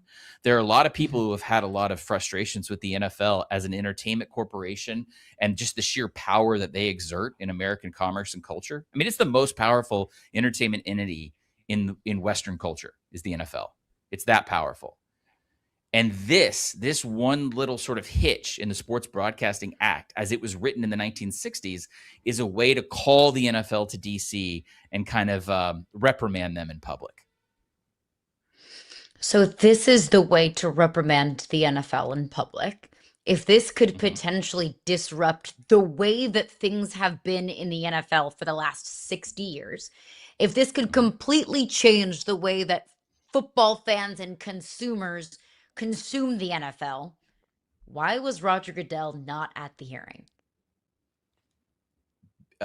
Think of it like chess. You wouldn't open a chess match by moving your king or your queen. That's a little flowery form of an explanation. I mean, the reality is there's ongoing litigation, and they're not going to put the head of the NFL out to essentially speak publicly while there's litigation ongoing for the NFL. That's just business 101. That's the simplest explanation. Goodell, I would argue that whether you like Goodell or not, I don't think I'm a fan of him one way or the other as a person. The NFL is very, very good about the public exposure of their leadership. They don't tend to F up a lot in public when it comes to getting their leadership in a position to either be sort of like ambushed by the press or in this instance, it's, the United States government. There's not a lot of gotcha moments, right? There's a lot of things the NFL does I don't agree with that I think are bad, but they're usually pretty buttoned up about how they position their leadership. Okay, so walk me through the what next then, because like I'll go back to look, Godfrey. It was 2012 was I think 11 was my first time in Europe. I was over there during football season, and they have the Sunday ticket in Europe. But in to your point, at the Sunday ticket in Europe, you have the option of buying just your team, just one game, just the week, or the entire season. My mind was blown. This is 15 years ago. I was like, I can't believe this isn't available in America. So let's say that all this blustering results in change. They turn around and say, we're no longer going to allow these exemptions. You must change everything. What would that mean for us as fans of the NFL? I don't know if that's the likeliest outcome, and I don't know if it's even possible with the way that the sports broadcasting. I don't think the Sports Broadcasting Act would be repealed. That would create a massive amount of chaos in what is, again, essentially the largest entertainment entity in the United States. I don't think anybody wants that. What happens more often than not when you drag somebody in front of Congress and you have a hearing is that you have that public reprimand. Elected officials get to tell everybody they're doing their job. And if anything, there's sort of a gentleman's agreement to back off a little bit or to change their practices. I think that's the likeliest outcome here. What you're talking about, or the non-U.S. market consumption of the NFL, it's friendlier to the consumer. But if you have conditioned your main audience in the United States to pay a much higher premium for the base consumption of your product, Business 101 is going to tell you, why would you drop the price? Now, if there's legitimate, persistent inquiry and a legitimate shot, which I don't think there is right now, to significantly modify the Sports Broadcasting Act, the NFL will act. And then you could see a situation you're talking about where we kind of blow up our consumption pattern in the NFL and change it. I think what's likelier is that they've got to lower that overall consumption cost for fans. And, I think there's a lot of bad actors who are testifying on behalf of this. I think there are a lot of people who are just representing the other side of the corporate fence who want it to go back to, hey, Fox gets more inventory, or these go back to it's more terrestrial broadcasting and they get to make more money instead of the streamers or whatever. Like, I don't believe a lot of the people who are in DC right now apparently championing the consumer, but I am a consumer, and God forbid my team actually get good and I would want to watch all 17 games. Paying $1,000 feels disproportionate to any other television fan experience I have in sports, anything that I could think of, right? And, the major American sports, even consuming something like, why is it cheaper for me if I decided to become a Chelsea fan tomorrow to watch all the Chelsea games in Nashville, Tennessee? Why would it be cheaper for me to do that than it would for me to watch 17 NFL games for a team that's 3.5 hours away from me? I'm kind of viewing this with 4 different players here: the NFL, the football fan, the networks, and then, the government. Who wins in all of this? Well, I haven't seen the NFL lose in my professional lifetime. Yeah. The NFL doesn't lose. Professionally, I've covered college sports as my primary remit for most of my career. And I can tell you the NFL is about to do a couple things that are going to continue to sort of pincer the college football calendar. They're going to move to Labor Day. They've already taken over Black Friday after Thanksgiving. They basically kick the NBA into the corner on Christmas Day. And I think they're going to continue to manipulate the calendar in January to better plot out their race to the postseason and their actual postseason, probably at the expense of the college football postseason. They do these things because they can and they don't care. I think that this is a more bluster than it is actual reality or the chance of something legitimately happening right now, like what we're discussing today. But it is the first time in a long time that I've seen them held to account in any regard. I'm not going to bet against the Leviathan right now and say that the NFL loses. I do think, look, we know this, guys. We all work in sports media, and it is tied to broadcasting in a pretty, especially with what y'all do, right? Like y'all, because y'all work in the play-by-play space and the television space more than someone like myself. Rights holding and the broadcast of sports, we're sort of at a crossroads right now. When more people are consuming live sports on their phones than they are in like an actual television behind me, we're kind of seeing the ground shift beneath our feet in how we distribute live events. and who does it and how much they're going to pay. We've been talking about a bubble bursting on rights fees for networks for the last 10 years because that number keeps going up. So if you're asking for a loser, I think it's not so much that the networks lose. I think the networks are going to have to reorganize. And I do think the NFL is very mindful of their public perception. If this kind of criticism persists, anti-consumer sentiment on both sides of the aisle, they're going to have to dial back the piecemeal distribution of their inventory, which is a fancy way of saying, if I'm an Eagles or a Rams or a Chiefs or a Bears fan, and I am locked in and I am the person the NFL wants me to be, guys. I wear my jersey on Friday at work. I spend all Sunday watching the game. I consume the products. I talk about the product. If I'm the person the NFL wants me to be, then I need to be paying less than $1,000.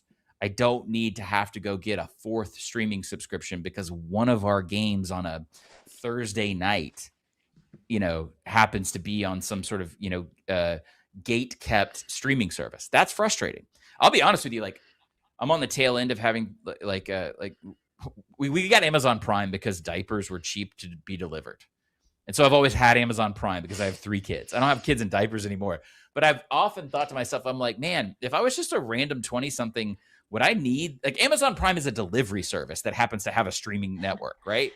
Like, I would be legitimately pissed if I was just like, I don't know, a Panthers fan on a Thursday night. And I'd be like, wait, I got to do what? I got to sign up for $150 for a year for free shipping to watch a football game? It's a wild, wild world, and you break it down beautifully. Follow him on social media at 38 Godfrey. Welcome back from vacation. The vacation beard is spectacular. We appreciate you, my friend. Thanks for coming on. Thanks for hanging out with us. Very gray. It is very good. I didn't even notice. No, it works. Silver. Everything on Godfrey works. All right, from one legend to another. Thank you, Fitzy. We'll go from Stephen Godfrey to the great Greg Olsen joining us next. We'll get his thoughts on all things NFL coming up next on the show.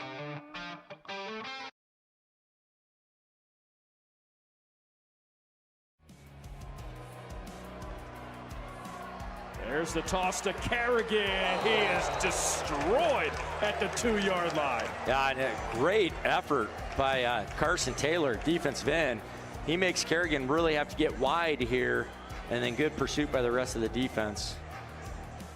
Arizona down by 3. Snap to Myler. There's the give to Clark. Open space, hurdles a defender, and he's tackled at the 17. What's the difference between your show and their show? I'm going to say we have the superior talkers because I'm on the show, and nobody's a better talker than me in all of professional wrestling, and that's just a fact.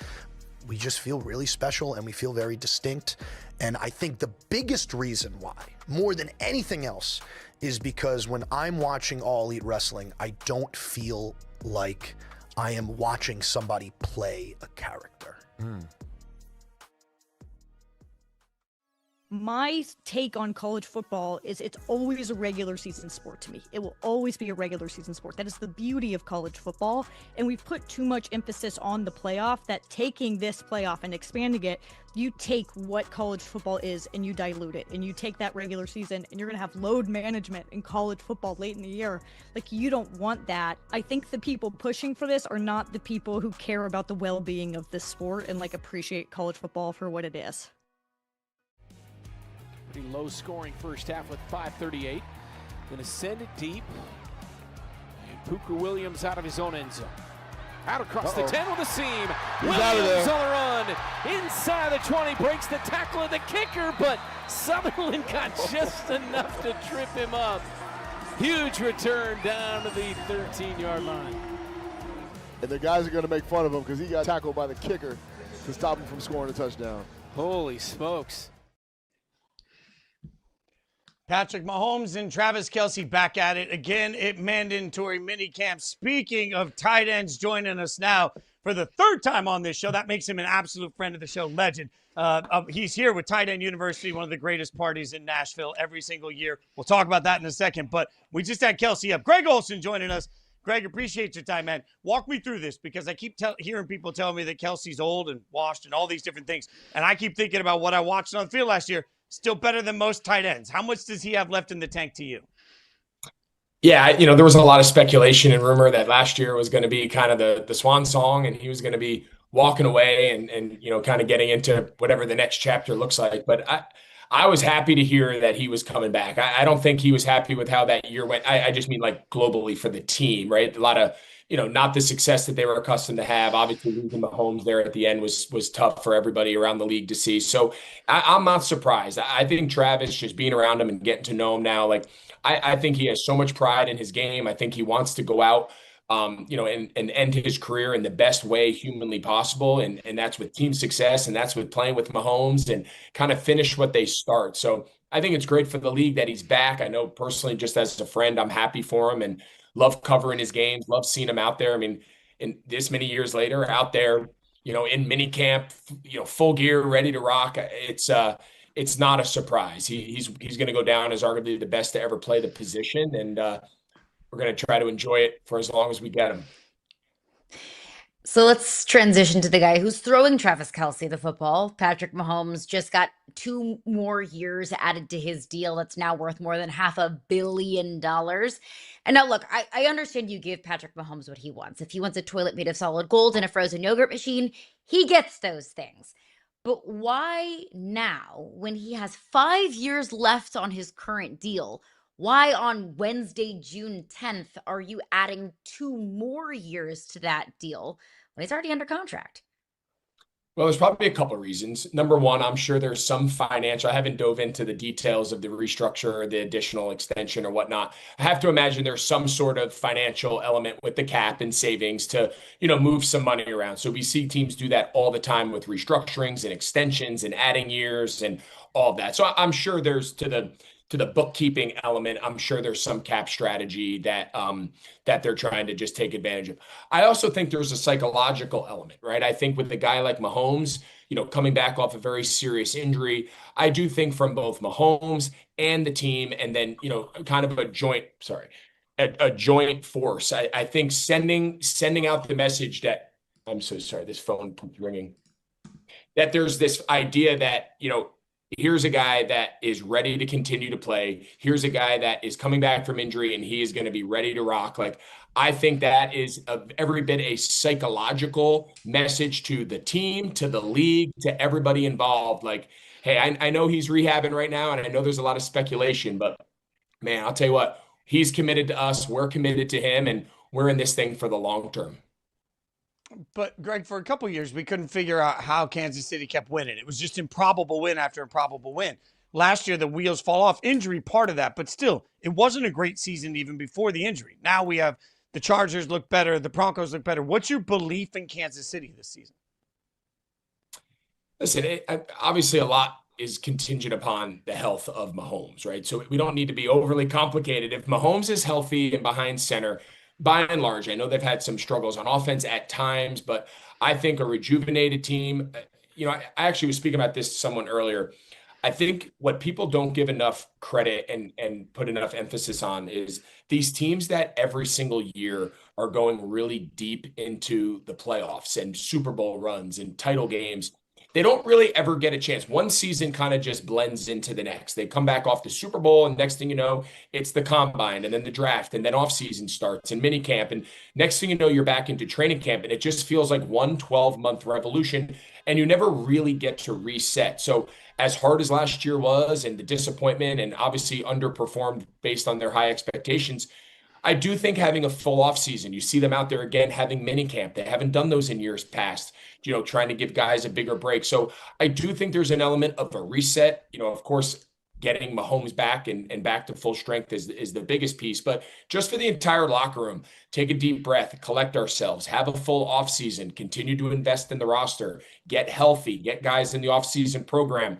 I do think that's pretty powerful. And it's hard to keep that no offseason kind of grind year in and year out like they've had to do, like the Patriots have done, and so many of the other teams that have found this deep playoff run year in and year out. It's more challenging than I think people give it credit. So, Mahomes coming off of the year where they missed the postseason, and what is Travis Kelce's probably his last year. And then you have Cincinnati with Joe Burrow, just brought in Dexter Lawrence. They've missed the postseason the past couple of years. Lamar Jackson in Baltimore also missing the postseason last year with a new head coach. Then you have the Buffalo Bills, New head coach, Josh Allen, always knocking on the door, but not quite breaking through. Of those 4 AFC teams and AFC quarterbacks, who do you think is under the most pressure to win in 2026? Yeah, I mean, those are all, it's really interesting, just so many cool storylines. And those 4 that you just mentioned are obviously at the top of the list. And, I think, Josh Allen and the career he's had and what he's accomplished, I'm just such a big fan of him. I'm a big fan of his game. He's arguably the best player in the league. If not, he's in the conversation every single year in the top.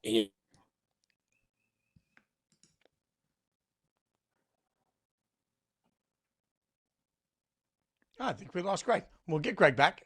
There we go. We're going to get Greg back. He's froze. Modern technology at its finest. I think that And Josh such a Allen beautiful pressure tight end conversation, it is room. It is like he had the perfect backdrop, by the way. That's perfect. Greg had everything looking perfect. The technology just failed him a little bit. We'll see if we can get Greg back because he's joining us with tight end U. Your question on pressure is interesting because as he's breaking it down, we almost forget Josh Allen just in this whole process. New head coach, there are heavy expectations for the Bills. Mm-hmm. There are incredibly high expectations. And look, there should be.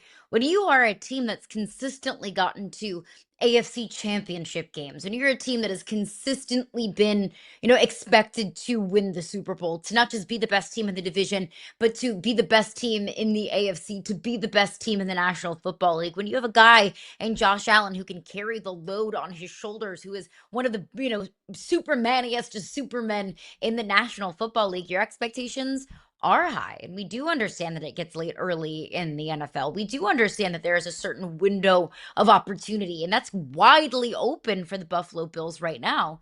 But the more and more you go with, knocking on the doorstep of being there, being in the conversation, but not breaking through, there starts to, be this belief that sets in of if you don't do it this year, then when are you going to do it? We said that so many times last year about Josh Allen and the Bills. You don't have Joe Burrow or Patrick Mahomes or Lamar Jackson, those roadblocks that have existed for you in the postseason. They weren't there last year. So it was okay. If not now, then when? And it wasn't last year. So why is this year different for Josh Allen and the Bills? So we get Greg back. Let's keep talking quarterbacks, Greg, because obviously one of the other quarterbacks that we've had our eyes on is Baker. I'm a little surprised the Bucs and Baker seem to be far apart, according to reports on contract negotiations. How do you see this play out?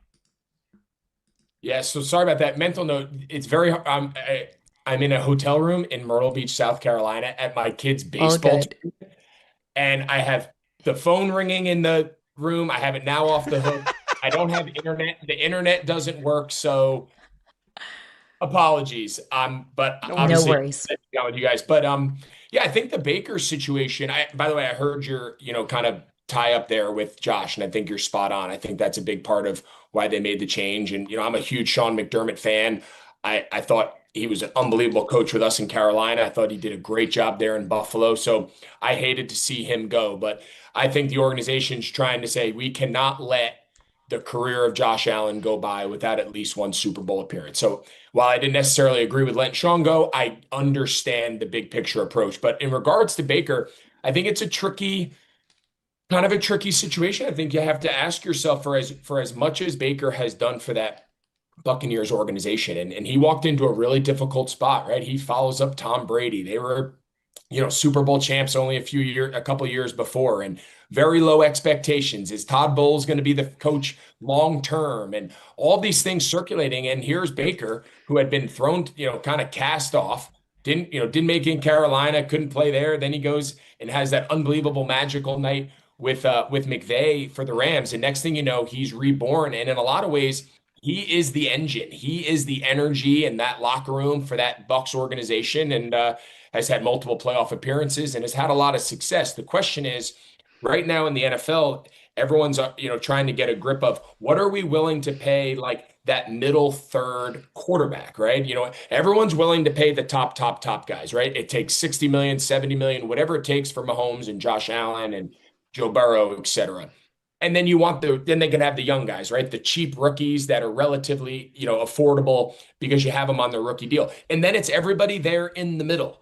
And, you saw Seattle kind of take that approach where they went with Sam Darnold. And, I know it sounds crazy to say, but call it $30 million, a pretty affordable contract in the scope of what NFL starters, and they can invest the rest and they can ride into, obviously winning a Super Bowl and whatnot. So I think the Bucs are in a similar question. Yes, they want Baker Mayfield to be their quarterback. Yes, he's been as big, if not the biggest reason for their success over the last couple of years. The question is, how much can we allocate to him and still have enough to build a roster that will support him? So I think that's what everybody's asking, and I think they have to figure that out. All right, so you're joining us on behalf of Tight End University, the greatest party in Nashville, which is saying something. You guys open a practice up with Vandy? Did I see this? Like, people can come watch you guys do the thing at Vandy? What's going on? Yeah, so for the first time, it's going to be open to the public, brand new Vanderbilt Stadium. We're going to have thousands of fans in there. And I think it's really cool to kind of pull the curtain back and get a look behind the scene. People have seen training camp. They see what it's like with the guys in the full uniform in a structured kind of NFL practice session. They've seen preseason games and obviously game day. But I think to pull the curtain back and say, what are these guys doing all summer? What does the training look like? What does the offseason look like? What drills are they running? What are the conversations? I think it's going to be a really unique insight for the fans that turn out. And we've sold thousands of tickets. We anticipate selling a ton more. And we're really grateful to be able to do it down at Vanderbilt. And, they got this beautiful new stadium that they had been working on last year when we were down there, and it was under construction. So it's new, it's ready to go. And we've got about 90 or so NFL tight ends from all across the league coming down. And it's really turned into one of the coolest 3 days of the NFL calendar. And we're really proud and thankful for what it's turned into. Have you figured out what you're going to sing? And look, the concert that night is what every musician tries to get into. Everybody's always playing. What's Greg Olsen? You're going to get up on stage, Greg. What are you going to sing? Come on. Listen, in that crowd with that set list, I belong on the couch, cheering, singing along to their songs. Nobody in that place wants to hear anything from me. We've been lucky over the last couple of years. Some huge superstars. Obviously, last year took on a life of its own with kind of the improv set that worked out. But with the people we have lined up and the people in the audience that may or may not be getting up on stage any given year, the last person in that bar that people need to hear from is me. So I will be singing along. I will be hanging out, having a good time. But I'll leave the stage for the professionals. The open practice is June 23rd at Vanderbilt Stadium. Fan zone is at 11. Practice is at noon. And then Tight Ends and Friends, the concert all my buddies are going to be at that night, hanging out at the Pinnacle. Greg, appreciate your time. Congrats on the Emmy. Thanks for hanging out with us yet again. We appreciate you so much. Enjoy, and try not to get too much social media coverage during that Tight End U concert. I'm just saying, some of you guys get up there. Not great singers. I'm just giving you advice, Greg.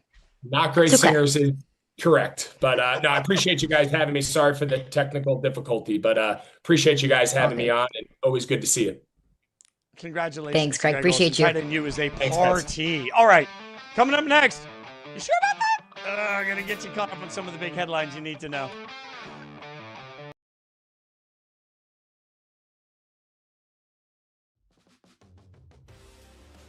What about the pre-fight talk?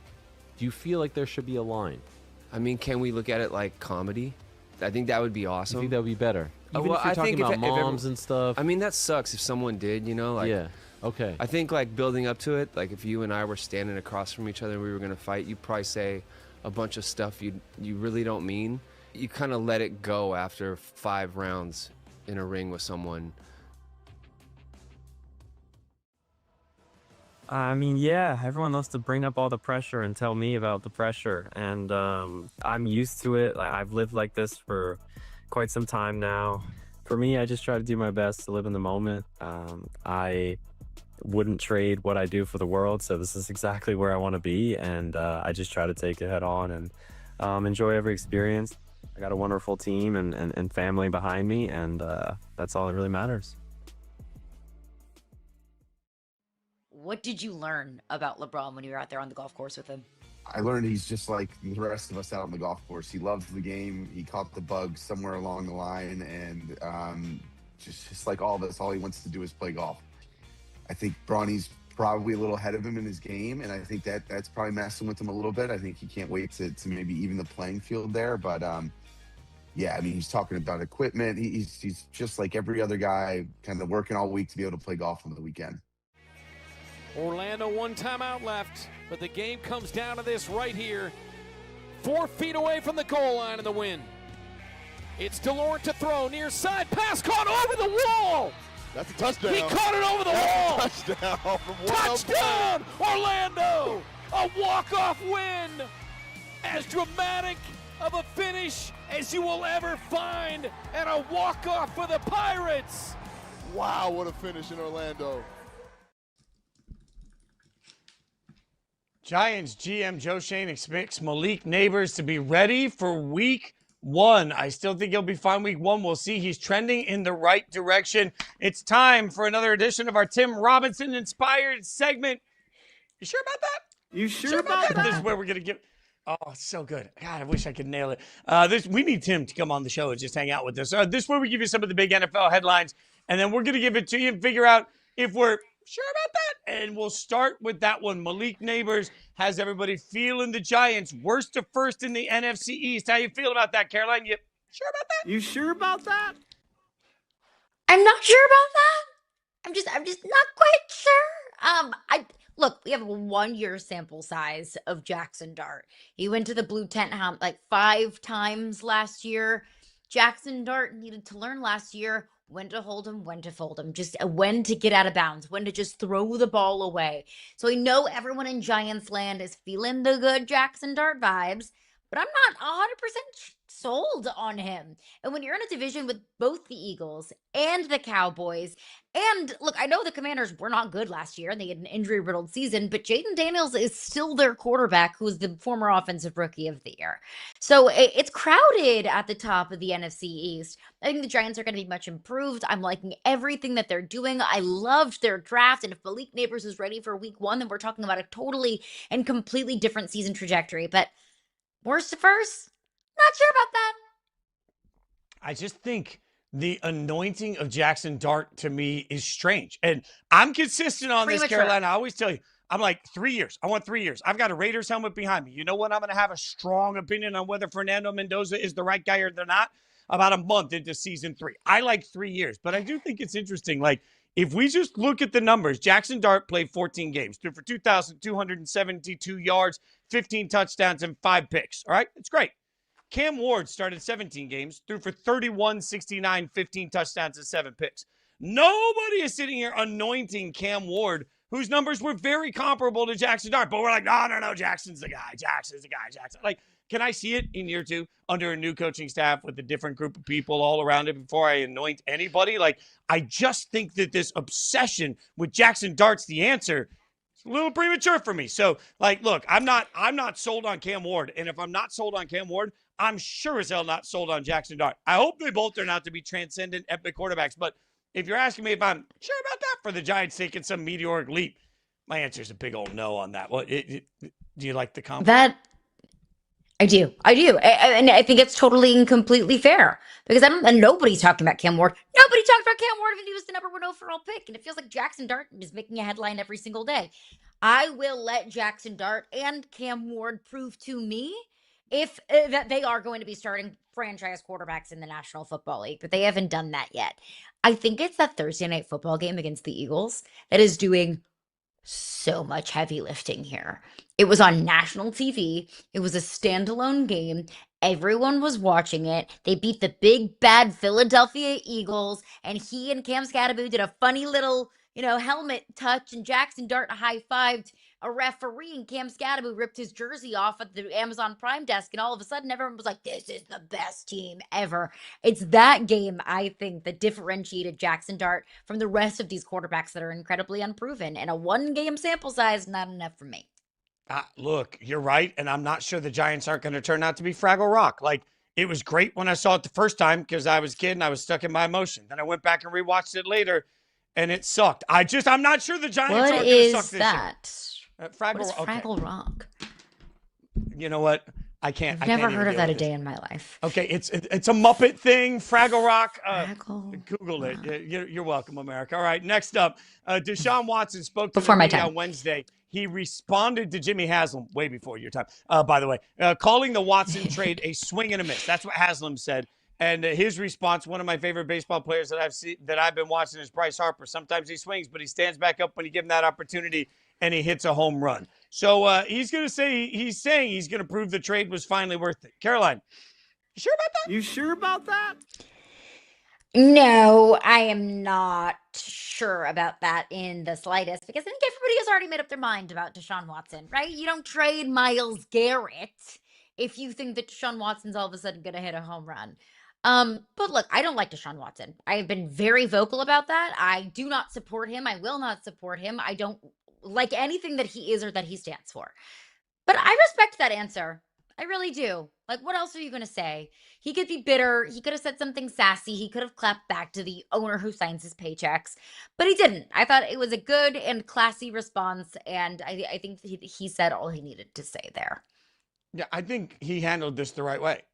Look, am I sure he's going to – if the question is, am I sure about that? Like, he's going to be somebody that suddenly makes the trade worthwhile? I'm not sure of any of that. And to your point, I don't think Myles Garrett gets traded if the Browns believe that they were in contention, and I think the Browns are a quarterback away from being in contention. I want to be clear here. I do not think the future starting quarterback of the Cleveland Browns is currently on the roster. I don't believe in any of them. But I do like this response from Deshaun, and I think Deshaun's going to get every opportunity this training camp to prove himself right. He's going to get the opportunity to win this job. So I am not sure that he can do it, but I'm with you. I actually thought that this was the right way to handle that response. Let's get another one in here as we go to, I don't know, the man, the myth, the legend, not that I'm biased at all, but one Fernando Mendoza, or as I like to say, Fernando, files an application for trademark, and he's protecting the term Nandalorian. That's what everybody's liking to call him, Nandalorian, setting up a potential fight with Disney and Lucasfilms, who owns the rights to the Mandalorian. You sure about that? Are we sure that this is a fight that Fernando wants? Look, this nickname's awesome. The Nandalorian, whoever came up with that needs a raise. Whoever in his PR department started printing those t-shirts, bravo, my friend. But I am not sure about that. Look, Fernando Mendoza, we love you. You are Cutie Patootie of the Year. Congratulations. Unanimous Cutie Patootie of the Year. I hope that Fernando Mendoza has a lot of success, and I wish him nothing but the best. This is not a fight that you want to get into, my friend. There are some entities that I will never get in a fight with. The NFL, undefeated, will not get in a fight with them. Disney, it's a little bit above my pay grade. So if Disney's like, yeah, you can't do something, I'm like, okay, yeah, that's fine. I will bend the knee and I will wave the white flag. Fernando Mendoza, we love you, but you will lose this fight. As cool as the nickname is. Many, many years ago, on my first record deal, we got into an argument with the record label, and we threatened to sue the record label. I'll never forget sitting at the conference table, and the record label looked at us and they said, you guys have made one fatal mistake. Lawsuits aren't about who's right or who's wrong. It's about who can afford better attorneys. And I can guarantee you, you don't have more money than we do. I've never forgotten that statement. Not sure they were 100% wrong, even though I think they were still wrong in the case. But more importantly, man, Fernando, you got that NFL money. You ain't got that Disney money. No matter how much you spend on attorneys, Disney's like, that's a write-off for one bad movie. So congratulations. Like, you are not going to win this lawsuit. Like, I love the concept of the Nandalorian, and I love the concept where Disney keeps their trademark, obviously, and then pays for some sort of thing that Fernando does a whole ad campaign, and Cutie Patootie of the Year gets a big old – I love this. I love this. You're not going to win this lawsuit. So, Fernando, focus on what you can win some football games, but you ain't going to win any of these battles. You win if you come back and hang out with us every single morning at 9 a.m. She's Caroline Fenton. I'm Jason Fitz. Thanks for watching Yahoo Sports Daily. We'll be right back here tomorrow. Come back. See us again.